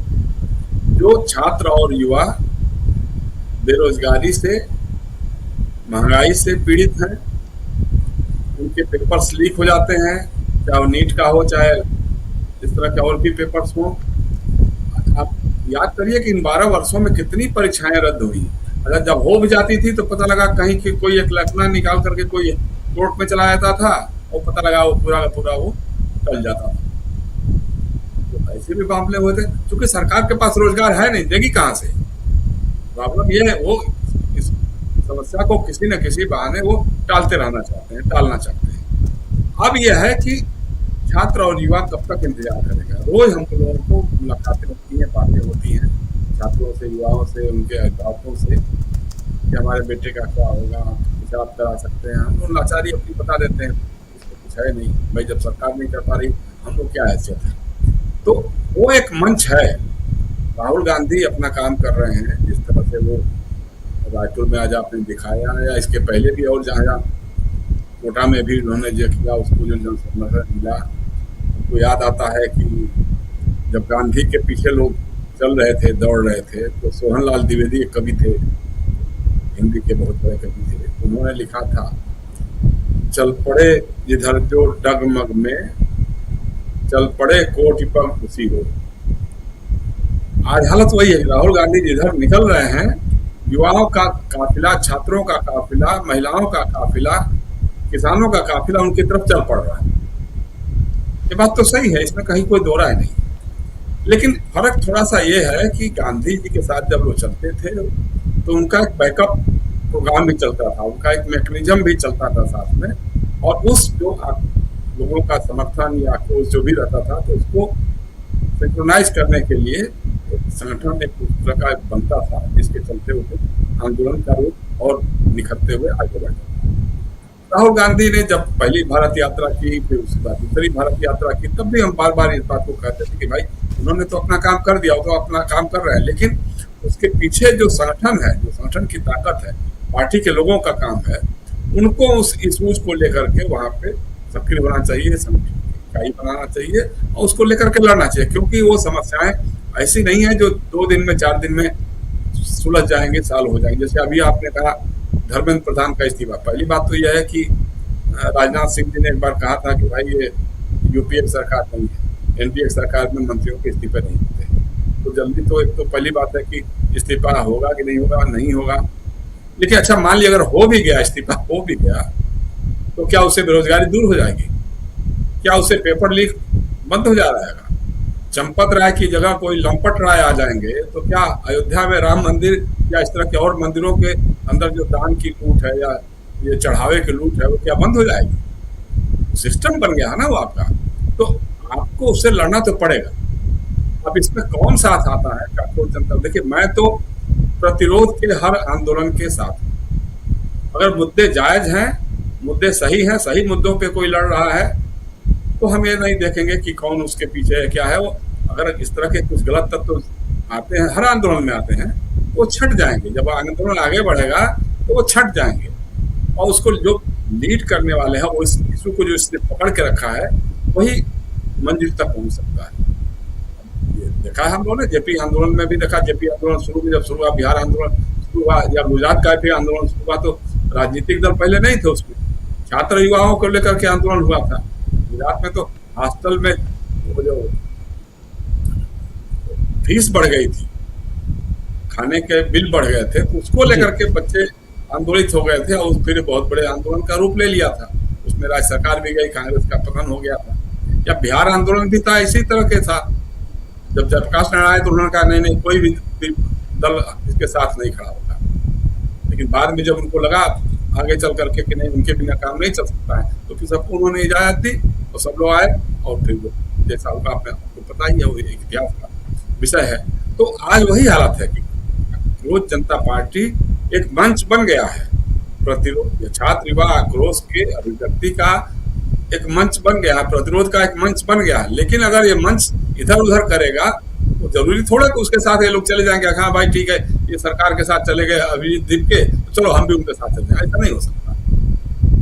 उनके अंदर एक तो साफ है शंकर जी, साफ है कि यहाँ जो लोग आ रहे हैं, आप बहुत सही, आपकी लाइन को आगे बढ़ा रहा हूं, जो लोग यहाँ आ रहे हैं वो सरकार के खिलाफ आ रहे हैं, उनकी नाराजगी सरकार के खिलाफ है और भरपूर है, भर के है। उनसे बात कीजिए, वो बिल्कुल मार काट पे उतारू हैं, इतना ज्यादा नाराज हैं वो सरकार से, इतना ज्यादा हैं। और अभिजीत दीपके या उनके साथी अगर इधर से उधर जाते हैं इसमें, तो फिर परिस्थितियां बिगड़ जाएंगी। उनको कोई माफ नहीं करेगा। नहीं, आप ये देखिए ना कि जिस तरह का माहौल पूरे देश भर में बन रहा है, आप छोटी छोटी बातें देखिए, जैसे आपने कहा ना कि आरएसएस के लोग, भाजपा के लोग गालियां दे रहे हैं, कह रहे हैं साहब हम एक समय पूछते थे इनको, इनकी बात पे अपना सब कुछ हमने निछावर कर दिया था, आज जब हमारा घर टूट रहा है, आज जब हमारे रोजगार छिन रहे हैं, आज हमारी जब दुकानदारी बंद हो रही है, तो हमारे मन में जो गुस्सा है उसकी अभिव्यक्ति लोग कर रहे हैं, बोल रहे हैं। आप देखिए बिहार में एक घटना हुई, एक नौजवान था जो व्यवस्था बदलने की बात कर रहा था, जो गांव में विकास की बात कर रहा था, जनप्रतिनिधियों से वादा निभाने की बात कर रहा था, तो ठीक है उसके हाथ में हथियार भी था। पुलिस के सामने जब बात हो रही थी कि अगर हमारी मांगे आप मानने को तैयार हैं आप लोग, या हमारी मांगे पहुंचाने को तैयार हैं, तो लीजिए मैं फेंक रहा हूँ, वो आत्मसमर्पण कर रहा है और उसकी हत्या हो जाएगी। अब हत्या कर दिया पुलिस ने, एनकाउंटर के नाम पे हत्या कर दिया है। तो आज देखिए ना, आज क्या कारण है कि बिहार के पूर्व मुख्यमंत्री नीतीश कुमार को भी कहना पड़ रहा है कि ये हत्या है, सरासर हत्या है और गलत है। सीनियर ब्यूरोक्रेट रहे राजकुमार सिंह जो केंद्र सरकार में भाजपा के मंत्री भी थे, उनका भी यही कहना हो रहा है। तो लोग लामबंद हो रहे हैं, एक तरह से खिलाफ तो हो रहे हैं। और तिवारी की जो लड़का है उसकी जो अंत्येष्टि की यात्रा हुई है, तो हजारों हजार लोग की भीड़, सैकड़ों गाड़ियां उस जुलूस में जी बिल्कुल बिल्कुल। कहीं ये आक्रोश तो बढ़ रहा है ना, एनकाउंटर राज के खिलाफ, बुलडोजर राज के खिलाफ, जो जिस तरह के दमन है। आप जैसे बात हो रही है कि अभी तक वो इजाजत नहीं मिली थी और उसके बाद भी, अब इजाजत की जरूरत रह गई है क्या? जब भीड़ इतनी बड़ी जमा हो जाएगी तो आप लाठी चलाइए, गोली चलवाइए, पानी वाटर कैनन चलाइए, क्या फर्क पड़ेगा? याद रखिए कि इस वाटर कैनन में, इस लाठी में जो भी घायल होगा वो जीवन भर के लिए आपके खिलाफ हो जाएगा और उसकी लहर जो है वो बढ़ेगी। क्योंकि दमन जो है कभी सोल्यूशन नहीं है, दमन समाधान नहीं है, दमन प्रतिरोध को बढ़ावा देता है। तो आज वो स्थिति आ गई है। हमारा कहना यही है कि राहुल गांधी जी हैं, कांग्रेस के लोग हैं, बाकी इंडिया अलायंस के लोग भी हैं, उनको अपने तई भी इस तरह के आक्रोश को अभिव्यक्ति का मंच देना चाहिए, प्रतिरोध का मंच बनना चाहिए। और सिर्फ दिल्ली के जंतर मंतर पर ही क्यों हो, पटना के गांधी मैदान में क्यों नहीं होगा, या कलकत्ता के ब्रिगेड ग्राउंड में, परेड ग्राउंड में क्यों नहीं होगा? इस तरह की चीजें होना, शिवाजी पार्क में क्यों नहीं है मुंबई के? तो इस तरह का इनको एक करना चाहिए, एक मूवमेंट बनना चाहिए। वो जब मूवमेंट चल पड़ेगा तो ये सांसदों की खरीद फरोख्त और वो जो राज्यसभा के चुनाव में जिस तरह से झारखंड में खरीदा है और जिस तरह से मध्य प्रदेश भोपाल में वो नॉमिनेशन रद्द करा करके अपना कोटा पूरा कर रहे हैं, भाई इनके इरादे कितने खतरनाक हैं राजीव जी। बेशर्मी के साथ किसी भी तरह से संसद के दोनों सदनों में इनका 2/3 बहुमत हो जाए, अगर 2/3 बहुमत नहीं भी हो जाए तो पास करने के लिए, जो संविधान संशोधन विधेयक है उनको पास करने के लिए जुगाड़ हो जाए। कुछ लोगों को कहेंगे कि तटस्थ हो जाइए, कुछ लोगों को कहेंगे कि भाई ठीक है आप हमारी पार्टी में मत आइए लेकिन आप साथ दीजिए हमारा, अगर कुछ संख्या कम पड़ेगी तो ठीक है, आपको हम राज्यसभा में भिजवा देंगे, 100 करोड़ दे देंगे, 200। भाई इनके लिए तो पैसे की कोई चिंता नहीं है। तो इतनी बेशर्मी कर रहे हैं, लेकिन ये सब बेशर्मी भी अगर जनाक्रोश, युवाक्रोश एक साथ शामिल हो जाएगा, गरीबी, महंगाई, बेरोजगारी के खिलाफ, भ्रष्टाचार के खिलाफ, भ्रष्टाचार के सारे कीर्तिमान राजीव जी टूट गए हैं इस सरकार में। ये बात आरएसएस के लोग भी कहते हैं, भाजपा के लोग भी कहते हैं कि साहब कांग्रेस के राज में भी हमने देखा था, भ्रष्टाचार देखा था, केजरीवाल के समय में भी देखा था, दिल्ली में देखा था, लेकिन हम ये जो सरकार है, इस सरकार ने तो सारे कीर्तिमान तोड़ दिए हैं। उन्हें नीचे से ऊपर तक कोई भी ऐसा काम नहीं होगा जो भ्रष्टाचार, रिकॉर्ड तोड़ने के लिए आई है सरकार। रिकॉर्ड तोड़ रही है, आ रही है। तो ये है, इसका इलाज एक ही है, इसका इलाज एक ही है, जिसके हम बार बार कहते हैं। अब पता नहीं, मतलब आप लोग हो सकता है वो भी जाते होंगे सुन के कि भाई अपोजिशन के लोग लामबंद हों, संसद से लेकर सड़क तक जनाक्रोश में युवाक्रोश, छात्र युवाक्रोश, आक्रोश को लामबंद करके अभिव्यक्ति का माध्यम प्रदान करिए। आप नहीं कर सकेंगे तो वक्त इंतजार नहीं करेगा, कोई ना कोई काक्रोच या कोई और बन करके सड़क पे आएगा और लोग छात्र युवा उनके पीछे चलेंगे। लेकिन यह है कि उनको, आपको आपका मॉरल सपोर्ट मिलना चाहिए और अभी से शक सुबह करने की बात नहीं करनी चाहिए। ठीक है, जो गलत होगा तो गलत पर्दाफाश हो जाएगा, कहाँ हम उसके साथ जा रहे हैं, बिल्कुल तो नहीं हो सकता है। अगर वो होगा तो छंट जाएगा भाई। ऐसी जब धारा चलती है तो धारा जो है वो रुकती नहीं है, जो भी उसमें पैराफेरियल होते हैं लोग दाएं बाएं हो जाते हैं, तो इसलिए उसकी चिंता नहीं करनी चाहिए। हमारा साथ है, समर्थन है, शरीर और सामर्थ्य ने साथ दिया तो हम इस आंदोलन के साथ हैं। जी राजीव जी, बिल्कुल बिल्कुल आप सही कह रहे हैं। अमलेंदु जी, जल्दी से फिर स्वामी जी के पास आता हूँ। और कल कुछ लोग हम बात कर रहे थे हमसे यहीं पे, इसी जंतर मंतर पे, और आप आश्चर्य करेंगे, बीजेपी, वो उनका कहना था कि हम तो बीजेपी के वोटर रहे हैं हमेशा, लेकिन हम अब छोड़ दिए, अब नहीं करेंगे। और भाई अगर इतना ही है तो हमको वो कमज़ोर सरकार दे दो। वो जिसको कमज़ोर सरकार कह के तुमने ये मजबूत सरकार लाने की कोशिश की और 12 साल से हमको रौंद रहे हो। बीजेपी के सपोर्टर्स, बीजेपी के वोटर्स जो पहले वोट दिए थे, अमलेंदु जी याद कीजिए, कह रहे हैं कि हमको वही कमज़ोर सरकार लौटा दो, मतलब मनमोहन सिंह वाली कांग्रेस पार्टी वाली सरकार लौटा दो जिसको कमज़ोर कमज़ोर कहते रहे। ऐसे लोग हैं। मैं इसलिए कह रहा हूं कि थोड़ा सा, जो अभी जयशंकर जी भी कह रहे हैं, वेट एंड वॉच, थोड़ा सा सब्र रखिए, थोड़ा देखें चल क्या रहा है, लोग कौन आ रहे हैं, आंदोलन किस दिशा में जा रहा है। 13 महीने किसानों का आंदोलन हुआ, उस किसानों के आंदोलन में भी बहुत सारी बातें होती थीं, कोई ये गुट है, कोई वो गुट है, इसने साथ नहीं दिया, ये गुट जो है वो उधर से आरएसएस से मिला हुआ है, आरएसएस वाला गुट जो है वो पीछे हट गया, ये आंदोलन राकेश टिकैत जो हैं वो मिले हुए हैं नरेंद्र मोदी से, ये सारी बातें आती थी। फाइनल क्या हुआ? तीनों कानून वापस आया, एम जो था वो पूरा हुआ, एम पूरा हुआ, बात खत्म। वही है आज की तारीख में, एम क्या है, उद्देश्य क्या है, उसको देखें पहले। जो वहाँ अभिजीत दिपके और राहुल गांधी से तुलना मत कीजिए। राहुल गांधी बहुत ऊंची चीज़ है। राहुल गांधी से तुलना करके अभिजीत दिपके को ख़त्म कर रहे हैं। और मैं यहाँ ना अभिजीत दिपके को ऊपर उठाने की कोशिश कर रहा हूँ, मैं तो उसकी बात ही नहीं कर रहा हूँ। अभिजीत दिपके अपनी जगह पे है, एक मंच है, वहाँ लोग आ रहे हैं, और देखिए, वेट कीजिए। और हम क्यों कर रहे हैं लाइव, हम क्यों उस पर चर्चा कर रहे हैं? इसलिए कर रहे हैं कि आप भी बारीकी से, जो साथी यहाँ नहीं आ सकते, बारीकी से समझने। हम कोई स्पॉन्सर्ड प्रोग्राम नहीं कर रहे हैं, हमको कोई पैसा नहीं दे रहा है। हमको बहुत लोग आए खरीदने के लिए, बहुत लोग आए खरीदने के लिए, न कभी बिके थे न कभी बिकेंगे। ये आप लोगों के, ये दावा भी है और ये वादा भी है। न बिके थे ये दावा है और न बिकेंगे ये वादा है। इसलिए इन चीज़ों को बहुत नज़दीक से, हम थे जो अन्ना आंदोलन को सबसे पहले हमने एक्सपोज किया था, तो इसलिए, और रामदेव के आंदोलन को भी एक्सपोज किया था। उस समय रामदेव का भी एक आंदोलन चल रहा था, आप लोगों को याद होगा, जब वो कपड़े बदल के निकले थे, भागे थे, ये भी याद होगा आप लोगों को, ये इसी दिल्ली में। तो थोड़ा सा सब्र कीजिए दोस्तों, थोड़ा सब्र कीजिए, हम पे भरोसा कीजिए। आपने इतना भरोसा किया, थोड़ा भरोसा कीजिए। अमलेंदु जी, देश की सियासत में क्या चल रहा है? अमलेंदु जी,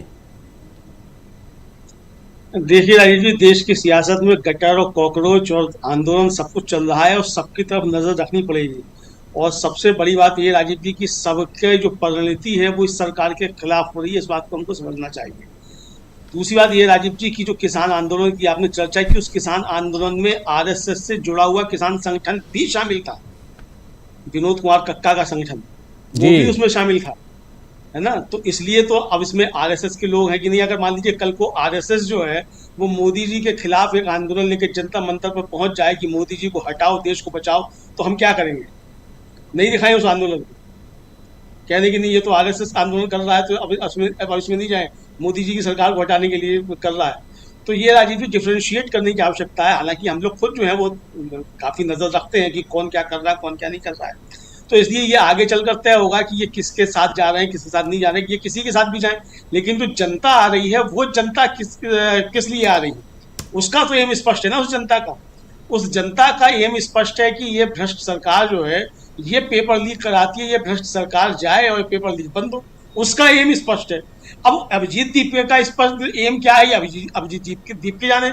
अगर अभिजीत दीपके का लक्ष्य जो है इस जनता से मेल नहीं खाएगा तो अभिजीत दीपके फिर ढक्कन हो जाएंगे, जहां से आए वहीं चले जाएंगे, बोस्टन चले जाएंगे। तो ये एक जो है स्पष्ट हमको देख के रखना चाहिए। आपने बिल्कुल सही कहा कि अभिजीत दीपके का सब राहुल गांधी से तुलना नहीं करनी चाहिए, बिल्कुल सही बात है। राहुल गांधी से तुलना का वो सवाल ही नहीं है। राहुल गांधी एक 140 साल पुरानी पार्टी के नेता हैं, सर्वमान्य नेता हैं, नेता विरोधी हैं, शेडो प्राइम मिनिस्टर हैं। तो उनसे कोई अभिजीत दीपके कैसे टक्कर ले सकते हैं? अभिजीत दीपके तो राजीव जी मनीष सिसोदिया, अरविंद केजरीवाल के बराबर भी नहीं हो सकते। अगर यही तुलना करनी तो उनके बराबर भी नहीं हो सकते, जिनके ऊपर आरोप लग रहा है कि उन्हीं की शेडो है, तो उनके बराबर भी नहीं हो सकते हैं, शेडो भले किसी के हो। तो इसलिए इन सब चीजों के ध्यान तरफ हमको ध्यान नहीं देना है। हाँ, अगर वो कुछ ये प्रयास करते, जैसे आज उन्होंने कहा कि हमारी किसी विचारधारा से कोई लड़ाई नहीं है, उन्होंने स्पष्ट कर दिया किसी विचारधारा से कोई लड़ाई नहीं है। आज ही उन्होंने कहा, हम लोगों ने उसको लाइव किया, जो कोई देखना चाहे लाइव उनका देख सकता है। 5:36 या 37 मिनट के आसपास उन्होंने कहा है कि हमारा किसी विचारधारा से कोई जो है वो झगड़ा नहीं है। तो उन्होंने स्पष्ट कर दिया वो उनका किसी विचारधारा से झगड़ा नहीं है, तो बात स्पष्ट हो गई, झगड़ा नहीं है। तो ये वो अपना करते रहे जो भी करना है। अब जो ये सवाल है कि साहब उनको दिल्ली पुलिस क्या कर रही है, क्या नहीं कर रही है, अब इसके पीछे बहुत सी चीजें हो सकती हैं। मुझे राजीव जी अभी भी नहीं लगता है कि सरकार जो है वो किसी से डरती है।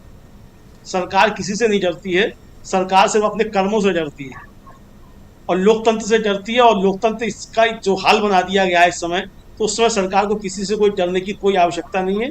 तो इसलिए सरकार किसी से डरती वरती नहीं है। अब वो पुचकार रही हो, सहला रही हो, वो तैयार कर रही हो कि अभिजीत दीपके को राहुल गांधी के बराबर खड़ा कर दो या उनके खिलाफ खड़ा कर दो, ये सब सरकार के अपने अंदर झंझट हो सकते हैं, लेकिन जो है वो डरना डराना नहीं है। और ठीक है, वो देख रही है कि ये आंदोलन कितना बढ़ता है, उसके खिलाफ कितना गुस्सा लोगों के अंदर है। हो सकता है इसको नापा तोला जा रहा हो कि अगर ये गुस्सा बढ़ता है तो ये गुस्सा किस परिणति तक जा सकता है और कितना इसका आगे सरकार को नुकसान हो सकता है, तो वो इसको भी भांप रही होगी। तो इसलिए अभी कोई हो सकता है कार्रवाई ना कर रही हो, और वरना जब कार्रवाई करनी होगी तो कर ली। उसे समझ में आ गया था कि किसान जो पहलवानों का आंदोलन है उसको पहले उसने थोड़ा सा नापा तोला और उसके बाद उसने उसके पैरेलल चीजें शुरू कर दी कि ये तो जाटों का आंदोलन है, कि ये तो खिलाड़ियों का जो है ये इस तरीके का आंदोलन है, इसके पीछे दीपेंद्र हुड्डा है, इसके पीछे कांग्रेस है। उसने पहले तैयारी कर ली अपनी, ये सब फैलाने की। जब तैयारी कर ली तब उसने लाठी चला दी। तो अब ये हो सकता है तैयारी कर रही हो अपनी कुछ भी सरकार, तो ये हो सकता है। लेकिन हम लोग जो देख रहे हैं, हम वो सीधी सीधी एक चीज देख रहे हैं कि इस आंदोलन में जो लोग आ रहे हैं, मंच पे नहीं, मंच के नीचे जो है, बहुत स्पष्ट सी बात, मंच पर तमाम पॉलिटिकल पार्टीज के लोग हैं, उनके छात्र संगठनों के लोग हैं, उनका अपना एजेंडा कुछ भी हो सकता है, दीपके का अपना कुछ एजेंडा हो सकता है। लेकिन जो नीचे बैठा हुआ है, जो चलकर आ रहा है, गोरखपुर से चलकर आ रहा है, जो मुंबई से चलकर आ रहा है, जो बेंगलोर से चलकर आ रहा है, उसका अपना एजेंडा कोई नहीं है कि ये किसी ये किसी पार्टी के साथ जाएगा कि नहीं जाएगा। उसका एजेंडा साफ है, एक वो स्पष्ट है कि ये भ्रष्ट सरकार जो है ये बदलनी चाहिए, पेपर लीक रुकना चाहिए, व्यवस्था जो है वो साफ सुथरी होनी चाहिए। उसका लक्ष्य राजीव जी एकदम स्पष्ट है। तो यहाँ हम जो कर रहे हैं तो हम उसकी बात कर रहे हैं जो नीचे बैठा हुआ है। ऊपर वाले की हम बात कर ही नहीं। ऊपर वाले का जो लक्ष्य होगा या जो उसका एम होगा वो जाने, उसका काम जाने, उसे राजनीति करनी होगी। तो राजनीति में ऐसे लोगों का जो हर्ष होता है, जो आते हैं इस तरीके से छल करते हैं, तो उनका हर्ष भी होता है, वो भी जानते होंगे। इसलिए हमें उन पर बात नहीं करनी, हमें बात सिर्फ नीचे वाले की करनी है। और वो नीचे वाला जो आ रहा है राजीव जी, जो परीक्षा देकर लौट कर आ रहा है, तो वो जो है वो मोदी जी की सरकार में मंत्री बनने के लिए नहीं आ रहा है, राहुल गांधी को प्रधानमंत्री बनाने के लिए नहीं आ रहा है। वो सिर्फ एक लक्ष्य लेकर आ रहा है कि उसकी परीक्षा जो हुई है उसके मार्क्स उसको मिले और उसके आधार पर उसका चयन हो। सीधी सी बात यह है, जो कि ये सरकार उसका हक छीन रही है। अगर 20 लोग जो है 20-20 लाख रुपया देके 50 लाख रुपया देकर अगर हो जाते हैं, तो जाहिर सी बात है कि जो टॉप पे 20 लोग थे उनका पहले हक छीना जाता है, बाद में वाले नीचे 20 वाले का हक छीना जाता है। तो वो अपना हक मांगने के लिए आ रहा है और उस हक मांगने वाले के हम साथ हैं और आगे भी रहेंगे। जी जी, बिल्कुल बिल्कुल सही कह रहे हैं स्वामी जी। लेकिन ये तोड़ फोड़ की सियासत जब चल ही रही है तो कोई भी आंदोलन हो जाए क्या फ़र्क पड़ता है, चाहे राहुल गांधी करें कि अभिजीत दीपके करें। जब सियासत में जब हर चुनाव जीतना ही है, नरेंद्र मोदी को ही जीतना है, या इसका फ़र्क पड़ेगा स्वामी जी? थोड़ा सा टेक्निकल टर्म से मैं समझाने का प्रयास करता हूं और आपके श्रोता दर्शक भी मुझे क्षमा करें, क्योंकि इससे मुझे प्रेरणा मिली कि मैं करूं। देखिए, शेयर मार्केट का एक कंसेप्ट होता है, जब मार्केट बहुत ज़्यादा तेज होने लगता है, जब बहुत ज़्यादा बढ़ने लगता है, लगातार बहुत ज़्यादा बढ़ने लगता है, एक छोटी सी घटना मार्केट को बहुत तेजी से गिरा देती है। और जब मार्केट बहुत तेजी से गिरता है और गिरता चला जाता है, लगातार गिरता चला जाता है, तो एक छोटी सी घटना उसको बिल्कुल रिवर्सल की तरफ ले जाती है और बहुत तेजी से वो बढ़ता है। इसको मार्केट में कहते हैं हम लोग शॉर्ट और लॉन्ग। जैसे राहुल गांधी को पिछले 12 साल से सब जो जितना गोदी मीडिया है और सारे विश्लेषक हैं, उन्होंने उनको बहुत ज्यादा शॉर्ट किया हुआ था और मोदी जी को बहुत ज्यादा लॉन्ग किया हुआ था, मतलब बहुत ज्यादा उठाया हुआ था और राहुल को बहुत ज्यादा गिराया हुआ था। आज यही कारण है, उसी फिनोमेना की वजह से देखिए, जब कहते हैं ना कि जब आप गेंद को बहुत ज्यादा नीचे मारते हैं तो उतनी ही तेजी से उछलती है और उतनी ही तेजी से ऊपर जाती है, बाउंस बैक करती है बहुत तेज। यही हुआ है, 12 साल से शॉर्ट किया था राहुल गांधी को, लोग समझ नहीं पाए थे राहुल गांधी व्यक्तित्व क्या है। वो खबरें से उनके व्यक्तित्व को बताया गया था। जब राहुल गांधी पदयात्रा पे निकले, अब ये राहुल गांधी ने स्ट्रेटेजी क्यों चेंज की? राहुल गांधी जब भारत जोड़ो यात्रा में निकले और न्याय यात्रा में निकले तो लोगों ने देखा कि आदमी है कौन, कैसा है। फिर जब वो टेम्पो वालों से, थ्री व्हीलर वालों से, किसानों से, मखाना वालों से, कुलियों से, सबके साथ बैठे तो लोगों ने पास से देखा, स्टूडेंट्स ने पास से देखा, वो दिल्ली यूनिवर्सिटी के स्टूडेंट्स ने पास से देखा ये व्यक्ति है कैसा। और देखिए, सब परखने की कोशिश करते हैं एक दूसरे को, कितना भारी है कितना हल्का है। तो लोगों को लगा कि यार वास्तविकता में ये आदमी तो बहुत बुद्धिमान है। भाई, मेरे को भी 2 साल पहले राजीव जी एक बार राहुल गांधी से पहली बार मिलने का मौका मिला। उसके पहले मैं भी सुनी सुनाई बात, ठीक है, मेरे को लगता था भाई एक पढ़ा लिखा लड़का है और बुद्धिमान होगा। लेकिन जब मैं 2 घंटे उनके साथ बैठा, मैंने उनको ऑब्जर्व किया, वॉच किया, तो मुझे लगा कि वास्तविकता में तो ये आदमी बहुत तगड़ा लिसनर है। He is a very good listener, he is a good human being. बुजुर्गों कैसे सम्मान दिया जाता है इस आदमी को पता है, इसीलिए मैंने उन पर अपना वो किया। जबकि उनकी दादी का तो मैंने विरोध किया था, जैसे गुप्ता जी ने किया था, मैंने भी विरोध किया था। लेकिन 2014 के बाद लगा कि यही लड़का है जो देश को सही दिशा दे सकता है। देखिए, अमलेंदु जी की एक बात मुझे बड़ी अच्छी लगी, अभी तक जितनी जगह मैं गया हूं, चाहे राहुल गांधी की पदयात्रा में गया हूं, चाहे रामलीला ग्राउंड गया हूं, चाहे जंतर मंतर ये कॉकरोच जनता पार्टी के आंदोलन में गया हूं, मैं हमेशा नीचे रहा हूं। मैंने कभी कोशिश नहीं की कि रस्सी के अंदर चला जाऊं या मंच के ऊपर चला जाऊं। नीचे से रह के जो नीचे हमारे जैसे आमजन हैं उनकी भावना को पढ़ने की कोशिश की, और ये बात बिल्कुल सही है। मकसद अच्छा है और 2-3 लोगों ने वहां मेरा इंटरव्यू लिया और वास्तविकता में राजीव जी, मैं स्पष्ट बताता हूं, थोड़ा ज्यादा इमोशनल आदमी हूं, मैं रोने लगा। क्योंकि मुझे लगा कि यार मेरा जीवन तो चलिए निकल गया, मेरे को तो अब कोई ना, मेरे कोई पॉलिटिकल एम्बिशंस है ना कुछ है। मेरे बच्चे भी 44-45 साल के हो गए, वो भी सेटल हो गए अपनी अपनी जगह, उनको भी कोई परेशानी नहीं है। लेकिन मेरे देश की नई पीढ़ी के साथ क्या हो रहा है, मेरे देश के नौजवानों के साथ क्या हो रहा है, इन बच्चों का भविष्य कैसे होगा। और उनकी आंखों में आंसू देख के मेरे को आंसू आते हैं, इसलिए मैं वहां गया था और मैंने जाके उनको ऑब्जर्व किया था। ये बिल्कुल सही बात है, वहां जितने लोग थे, मंच के ऊपर वालों की बात छोड़ दीजिए, मंच के नीचे जितने लोग थे सब दुखी लोग थे, सब परेशान लोग थे, और दुखी और परेशान लोगों का जमघट था। मेरा तो केवल एक निवेदन है, अगर डीवी लाइव को देख लेते हैं अभिजीत दीपिके, अलग अलग आंदोलन मत चलाइए, एकजुट चलाइए, पूरे हिंदुस्तान में चलाइए, हर जनपद में चलाइए, हर प्रदेश में चलाइए, एक आंदोलन चलाइए।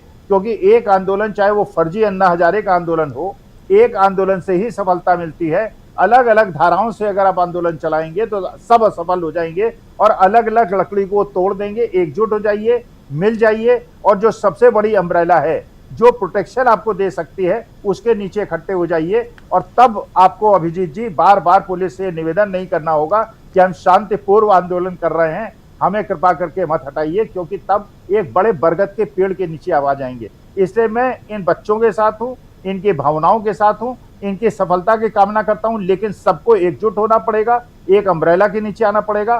पूरे हिंदुस्तान में उत्तर पश्चिम उत्तर दक्षिण हर जगह के लोगों को एकत्रित होना होगा, क्योंकि ये सरकार संवेदनहीन हो गई है। ये बच्चों के, किसानों के, किसी के प्रति भी संवेदनशील नहीं है। तो इसलिए देश के लिए श्रेयस्कर है, मेरी भारत माता के लिए श्रेयस्कर है, ये हट जाएं, केवल धर्मेंद्र प्रधान ना हटें, इस प्रकार का शासन दोबारा ना आए। आज से 50 साल पहले हमने आंदोलन किया था, अब बुढ़ापा है, लेकिन तब भी इनके साथ मेरी सहानुभूति है। मेरी भारत संपन्न हो, देश संपन्न हो, और मेरे देश का प्रधानमंत्री विश्व के सामने सीना तान के चले, इसी कामना के साथ इनसे मैं निवेदन करता हूं, जाइए, एकजुट हो जाइए, सब लोग मिल जाइए और एकजुट होकर आंदोलन चलाइए। वो डरे हुए हैं, यही है समय सही जब आपको स्ट्राइक करनी होगी।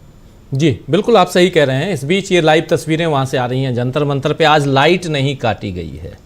जो आज की बड़ी खबर बता रहा हूँ, ये लाइट रोशनी आप देख रहे हैं, ये नहीं काटी गई है। और वहाँ की सीधी तस्वीर, कुछ वॉच कर रहे हैं हम लोग भी, कुछ चीज़ें देख रहे हैं, ऑब्जर्व कर रहे हैं क्या कुछ चल रहा है। मंच कैसा कल था, मंच आज कैसा है, कौन कौन से लोग पहुंच रहे हैं, ये सारी चीज़ें देखना ज़रूरी है आंदोलन को समझने के लिए। और सबसे बड़ी खबर यही है कि आज प्रशांत जी लाइट नहीं काटी गई है यहाँ जंतर मंतर पे, जो तस्वीरें सीधी आ रही हैं।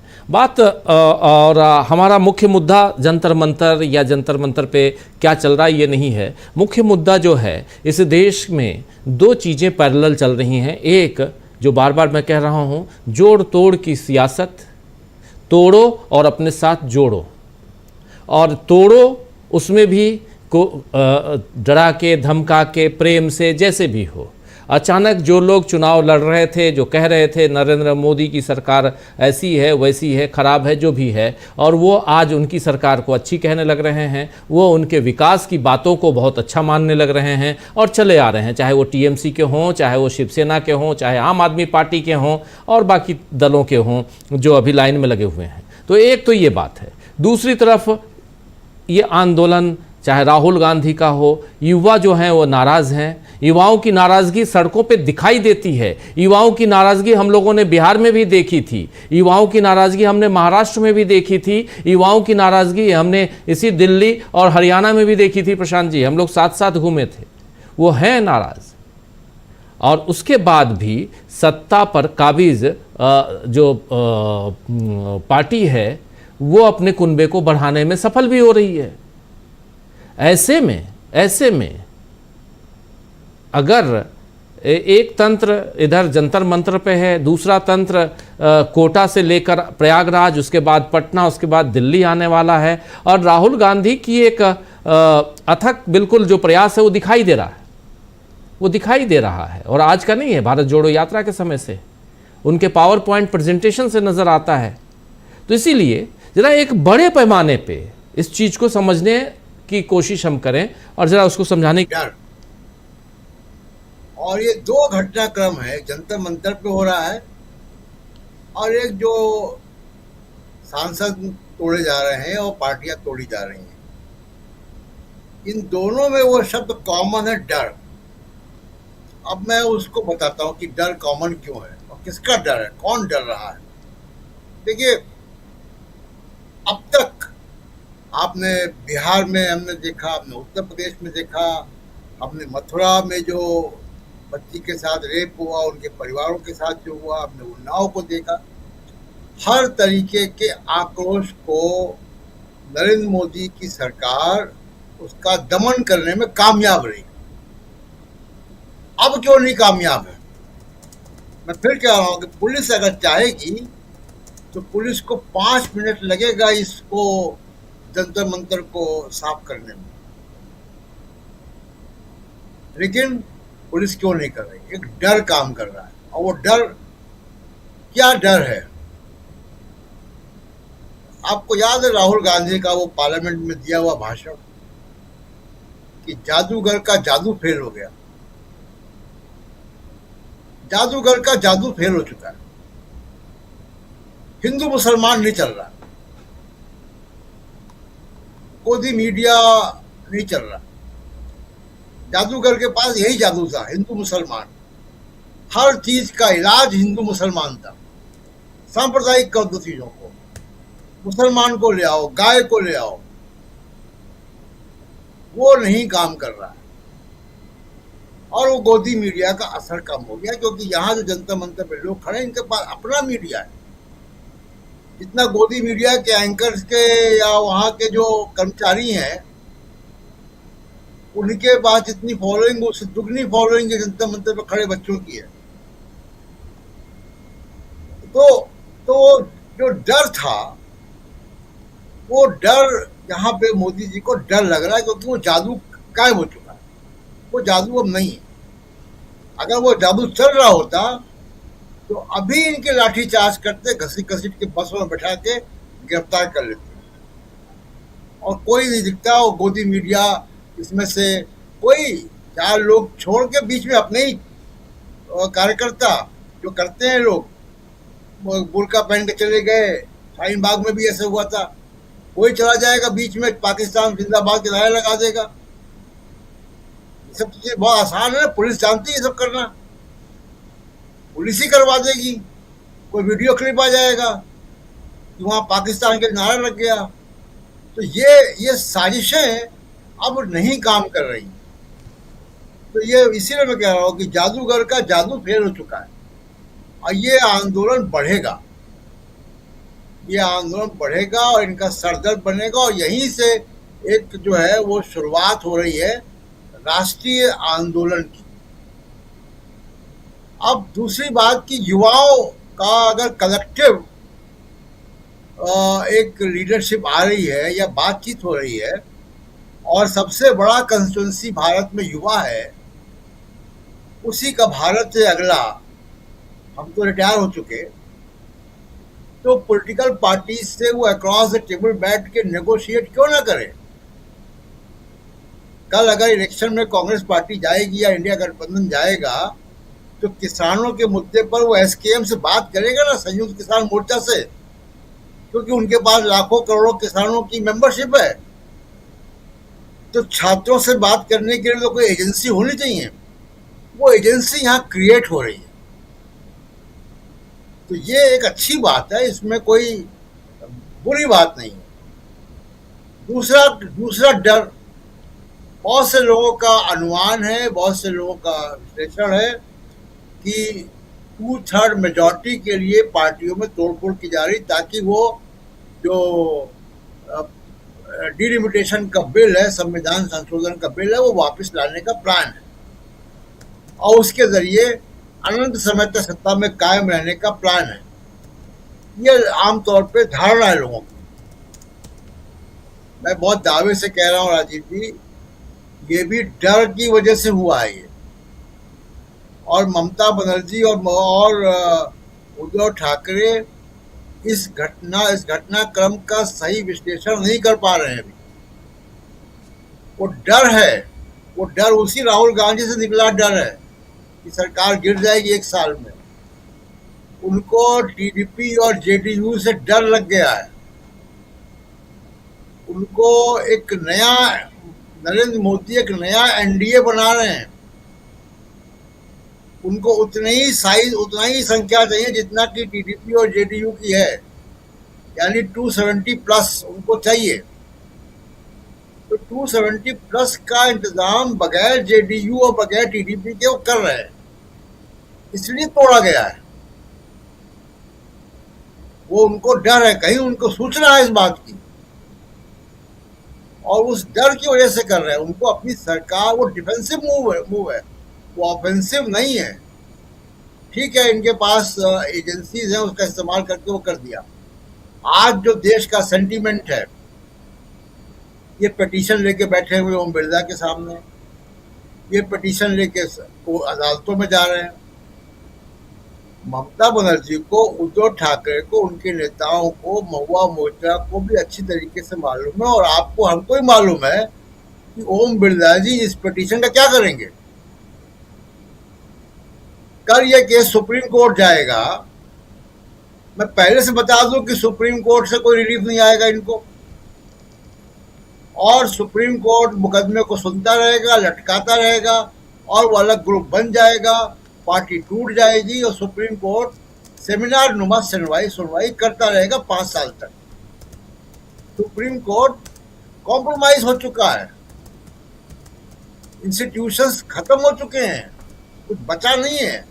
मीनाक्षी नटराजन केस में हम देख चुके हैं, तमाम केस में देख चुके हैं, ये तो अभी बहुत हाल का केस है। तो कहीं किसी पिटीशन देकर, ज्ञापन देकर ज्ञानेश कुमार को, ओम बिरला को कोर्ट अदालतों से अब कुछ नहीं होने वाला है। जो होना है वो डायरेक्ट एक्शन से होना है। जंतर मंतर पर देख रहे हूँ डायरेक्ट एक्शन है। अगर कल ममता बनर्जी और उद्धव ठाकरे अगर अपने कार्यकर्ताओं को कॉल दे दें, जनता साथ देगी, जनता चिड़ी हुई इनसे कि इनका घेराव करो। मैं भी बहुत काफी संभावना है कि इनमें से आधे वापस आ जाएंगे, आधे। जी, जनता का आक्रोश से सबको डर लगता है। जनता का ये जो आक्रोश है कि वह पुलिस लाठीचार्ज नहीं कर रही है। पटना में करती है पुलिस लाठीचार्ज, लखनऊ में करती है पुलिस लाठीचार्ज, इलाहाबाद में करती लाठीचार्ज, तो यहाँ क्यों नहीं पुलिस लाठीचार्ज कर रही है? मीडिया लगा हुआ है, इनका अपना मीडिया है, धुलाई कर देगा, मिलियंस व्यूज आ जाएंगे उस लाठीचार्ज के। आप बैठे रहो अपने गोदी मीडिया लेकर। तो ये डर जो है नरेंद्र मोदी का दोनों जगह दिखाई दे रहा है, वो डर है। और इस डर का अगर सही विश्लेषण, अगर वो राहुल गांधी के साथ बंद कमरे में आधा घंटा बैठ जाए ये दोनों लोग, तो इनका शायद डर निकल जाएगा।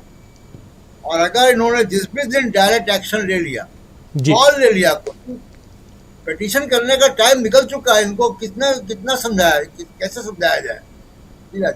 जी, बिल्कुल सही कह रहे हैं आप। यहाँ अलग अलग तस्वीरें देश की, और देश में एक हलचल है। हलचल में एक डरी हुई, वो जो डर की बात कर रहे हैं प्रशांत जी, एक डरी हुई सरकार नज़र आ रही है। वो डर है, वो साफ दिख रहा है। और वो डर इस ढंग से कि आखिर क्या ये भी डर है कि इनको यहाँ से हटाया नहीं गया, जंतर मंतर से घसीटा नहीं गया, जो काम पहले कर चुके थे अब नहीं कर पा रहे हैं क्या, ये भी। और दूसरा, यहाँ दूसरी चीज़ कि आखिर किसी भी ढंग से अपने कुनबे को आगे बढ़ाना है, चाहे जितने में भी खरीदना है, ये जो डर है। जरा प्रेम कुमार जी, आपका विश्लेषण। जी राजीव जी, देखिए, डर कोई तो डरेगा। अगर जनता जब खड़ी होती है तो सरकार डरती है, और सरकार जब जरूरत से ज़्यादा मजबूत हो जाती है तो जनता डरने लगती है। जनता को डरो मत का नारा दे करके राहुल गांधी ने वास्तव में वो परिस्थिति पैदा की है कि अब सरकार डरने लगी है। और सरकार जिस तरह से संवैधानिक संस्थाओं को अपने हाथ में ले चुकी है, तो आप देखेंगे संसद के भीतर भी, राज्यसभा के में जब टूटे आम आदमी पार्टी से लोग, या फिर अभी तृणमूल कांग्रेस से जो टूटते हुए दिख रहे हैं, उन सब पर आसन कोई फैसला ही नहीं ले रहा है। और आराम से बता दिया जाता है देश के सामने कि ये बीजेपी में शामिल हो गए, ये बीजेपी के हो गए, और फैसला एक्चुअली लिया नहीं जाता, क्योंकि फैसला वो लेंगे तो कोर्ट में चुनौती हो जाएगी। तो कोर्ट में भी मामला मत जाने दो, फैसला भी मत लो, जनता को समझने दो कि भाजपा में है, और उनकी निष्ठा खरीद लो, और कानूनी दांवपेच से बच के रहो। यानी कानूनी दांवपेच से बचने के लिए संवैधानिक संस्थाएं भी वही कर रही हैं जो बीजेपी चाहती है, आसन पर बैठे हुए लोग भी वही कर रहे हैं जो बीजेपी चाहती है। और आज आपने शुरू में ही बताया कि नरेंद्र मोदी जी कैसे एयरपोर्ट से उतरे कोलकाता से आने के बाद, तो उन्होंने छात्रों को परीक्षा में कोई बाधा नहीं डालने के तौर पर अपने आप को पेश किया कि मैं छात्रों की परीक्षा में कोई बाधा नहीं डाल रहा हूं। तो जबकि उसकी सच्चाई ये है कि 1:30 बजे तक तो गेट बंद हो गया। भाई, बेंगलुरु में 2 बच्ची जो नहीं पहुंच पाई गेट के अंदर, सिर्फ 2 मिनट की देरी से कहा गया कि बीके हरिप्रसाद वहां स्वागत समारोह करवा रहे थे, रास्ता जाम था, ट्रैफिक जाम था, इस वजह से वो 2 मिनट की देरी हुई। लेकिन कई जगह तो ऐसा भी हुआ कि बच्चे पहुंच गए 30 सेकंड्स की देरी में, वहां कोई जाम नहीं लगा था, फिर भी ऐसा हुआ कि उनको अंदर जाने नहीं दिया गया। अलग अलग किस्म से घटनाएं घटी हैं, लेकिन उसको राजनीतिकरण करने के लिए मीडिया का इस्तेमाल होता है कि कांग्रेस के कारण 2 बच्चे परीक्षा देने नहीं गए, इस रूप में पेश किया जाता है। और कहने का इस उदाहरण का मतलब ये, देश में कई बच्चे परीक्षा नहीं दे सके, अलग अलग कारणों से नहीं दे सके, लेकिन उसमें से एक बात को उन्होंने पूरी हेडलाइन बना दी कि कांग्रेस की रैली के कारण या आयोजन के कारण 2 बच्चियां परीक्षा नहीं दे सके। ये भी बात है। और एक तरफ नरेंद्र मोदी जी लोग परीक्षा दे सके इसलिए एयरपोर्ट में खड़े रहे, तब जबकि परीक्षा हॉल में बच्चे जा चुके थे, और तब नरेंद्र मोदी जी ये मैसेज दे रहे थे कि हम बच्चों को परीक्षा में नहीं, कोई बाधा नहीं पैदा होने देना चाहते। इन दोनों घटनाओं के अपने अपने मायने हैं और वो संदेश देने का प्रयास हो रहा है। ये इतनी मजबूत सरकार अगर जनता को संदेश दे रही है, उन छात्रों को जो गुस्से में है, जो रीनीट पेपर लीक से नाराज है, उन छात्रों को वो मैसेज दे रही है, इसका मतलब भी है कि सरकार इन आंदोलनों से डरी है, छात्रों से डरी है, उनके असंतोष से डरी हुई है। मगर इस डर को आंदोलन का रूप दे करके किस तरीके से इस सबसे मजबूत कही जाने वाली सरकार, मजबूत इस मायने में कि उनके हाथों में सब कुछ है इसलिए मजबूत है, लेकिन वास्तव में जनता के असंतोष के कारण कमजोर हो चुकी सरकार, ये जो टसल है कि हम मजबूत का भ्रम तोड़ें और जनता सबसे मजबूत होती है, इस चीज को साबित करने में, स्थापित होने में जो वक्त लग रहा है, वही पूरे देश की राजनीति का टर्निंग पॉइंट है। जिस दिन ये टर्निंग पॉइंट, जिस दिन ये बॉइलिंग पॉइंट, जिस दिन ये मेल्टिंग पॉइंट हासिल हो जाएगा, स्थिति बदल जाएगी, रूपांतरण हो जाएगा, तो ये हम ये मानते हैं कि हलचल जो है पूरे देश में, देश के अलग अलग इलाकों में, ये एक तरह से पानी बॉयल हो रहा है। पानी किस कारण से बॉयल हो रहा है? कॉकरोच आंदोलन से हो रहा है कि कांग्रेस की वजह से हो रहा है कि किसी और वजह से हो रहा है, लेकिन बॉयल हो रहा है। और ये बॉयल जब हो रहा है तो रूप परिवर्तन होगा, जो लिक्विड है वो गैस में बदलेगा, वो बॉइलिंग पॉइंट आएगा और राजनीति देश की बदलेगी, यही मैं कह रहा हूँ। जी जी, बिल्कुल बिल्कुल, बहुत शुक्रिया। क्लोजिंग कमेंट के लिए आना चाहता हूँ, समय निकल चुका है, लेकिन जल्दी से जयशंकर जी, वह सब्जेक्ट वही कि ओवरऑल देश में क्या कुछ आप देखते हैं? बहुत कुछ हैपनिंग्स देख लीजिए बड़ी तेज़ गति से, बयानबाजियाँ बिल्कुल सुर्खियों में, अखबार विपक्ष के लिए नहीं है, अखबार में विपक्ष के लिए स्थान नहीं है। राहुल गांधी की इतनी बड़ी सभा होती है कोटा में, उसके लिए अखबारों में जगह अगर है कहीं तो 12वें 15वें नंबर पे। एक अखबार में एक मैडम जी पूर्व राहुल गांधी के बर्थडे से लेकर तमाम, आज प्रशांत जी तो ज़रूर पढ़ लिए होंगे कॉलम, और पूरा फोकस्ड ऑन राहुल गांधी ये चल रहा है। तो ये सब कुछ चल रहा है, और इन सब के बीच देश में जो और कुछ चीज़ें चल रही हैं, जो तोड़ फोड़ बाकी चीज़ें चल रही हैं, उसके लिए कोई जगह नहीं है।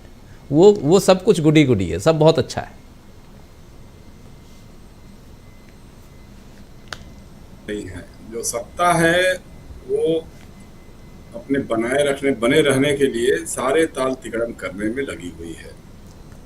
सांसदों की, विधायकों की खरीद फरोख्त हो, संवैधानिक संस्थाओं पे नियंत्रण कायम करने की बात हो, चुनाव जीतने के जो तरीके हो सकते हैं उन सारे तरीकों पे अमल करने की बात हो, और दूसरी तरफ सरकार के कारण जो सत्ता जनित समस्याएं हैं उनको लेकर के जनता, छात्र और युवाओं में आक्रोश, ये दोनों पैरेलल चल रही है। प्रशांत जी कह रहे थे, मैं उससे थोड़ा बहुत ज़्यादा सहमत नहीं हूँ।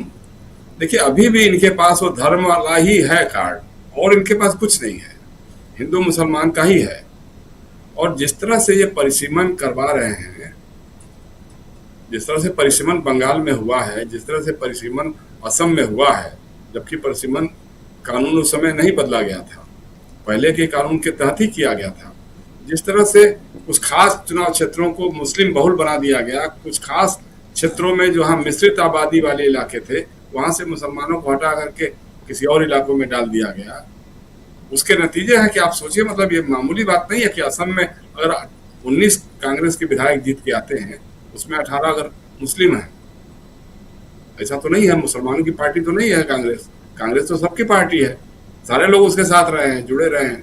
तो ये एक कोशिश है, लेकिन ये है कि ये बात भी सही है कि भाई जैसे कि वो 300 का 270 का आंकड़ा पूरा करना चाहते होंगे कि ठीक है इन पे आश्रित न रहें, लेकिन जो तटस्थ रहे हैं दल अब उनके अंदर भी धीरे धीरे सुगबुगाहट आ रही है।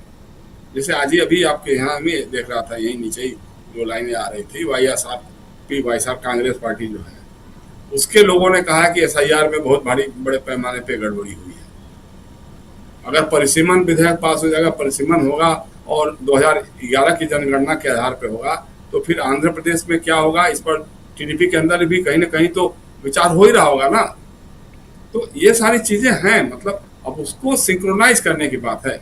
जनता दल, देखिए जनता दल यू वगैरह की हालत ये हो गई है कि मान लीजिए नीतीश कुमार का समर्थन जनता के बीच में तो है, लेकिन पार्टी के सांसद भी उनके साथ खड़े रहेंगे, ये कहना थोड़ा सा संदिग्ध हो जाता है, क्योंकि सत्ता के फेर में जब बड़े बड़े लोग टूट जा रहे हैं, आप सोचिए ना कि भाई जिस मुस्लिम तुष्टीकरण के आरोप में ममता बनर्जी की पार्टी की सरकार चली गई, हार गई, वो उस पार्टी के 3 मुस्लिम सांसद बीजेपी के साथ हो गए, एनडीए को सपोर्ट करने को तैयार हो गए। तो ये सारे खेल तो ये करेंगे अपने ढंग से, बस इसका मुकाबला एक ही है, वो मुकाबला है छात्र युवा जनाक्रोश की अभिव्यक्ति का मंच मजबूत बने, आंदोलन हो, जन आंदोलन हो, छात्र युवा आंदोलन हो, उसके जरिए ही ये सरकार डरेगी और अगर मौका आएगा तो हटेगी भी।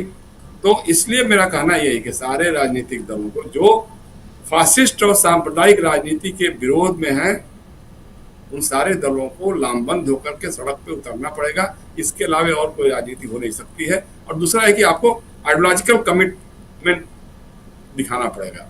आइडियोलॉजिकल कमिटेड कार्यकर्ताओं की फौज भी, संगठन भी खड़ा करना होगा, क्योंकि आइडियोलॉजी ही है जो आपको बांध के रखती है, आपके साथ बांध के रखती है। व्यक्ति और जाति और क्षेत्र और ये सब चीजें बहुत ज्यादा मुनसब नहीं करती, खासतौर पर तब जब सत्ता बहुत मजबूत होते हुए जा रही है। तो एक ही है, यही उपाय है। अच्छा, मीडिया की बात बार बार उठ रही है।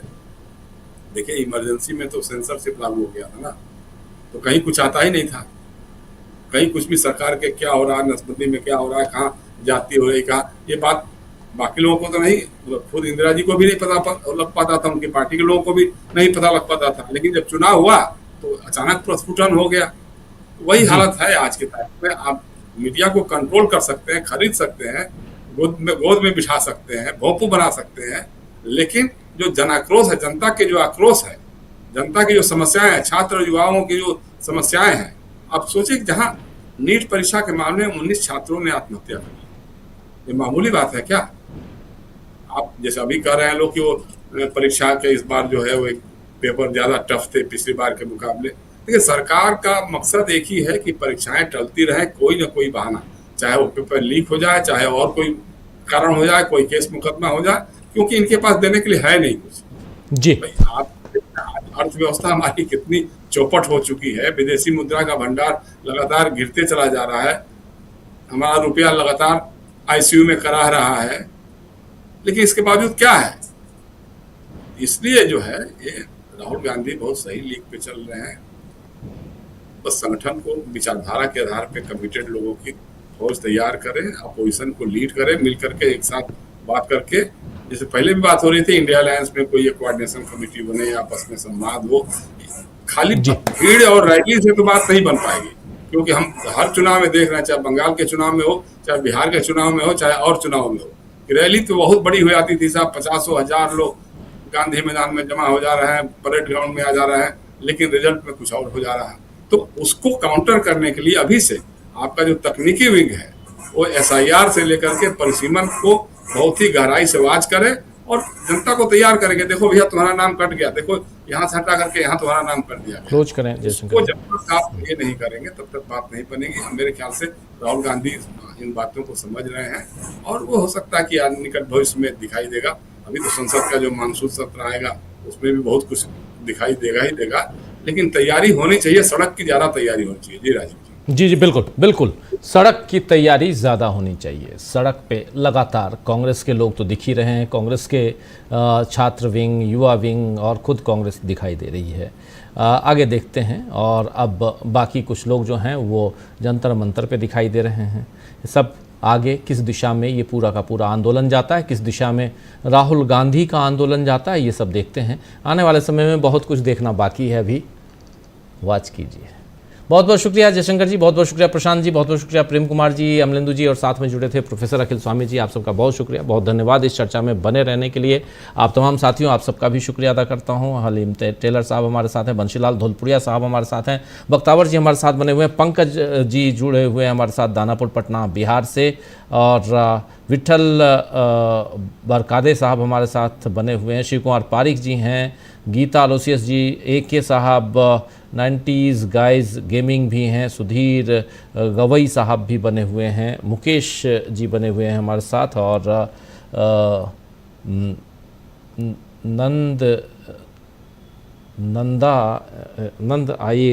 नंदेपुर हैं हमारे साथ, और ओम प्रकाश जी, समीम अंसारी साहब। आप तमाम साथियों, इस चर्चा में आप लोग बने रहे, बहुत बहुत शुक्रिया।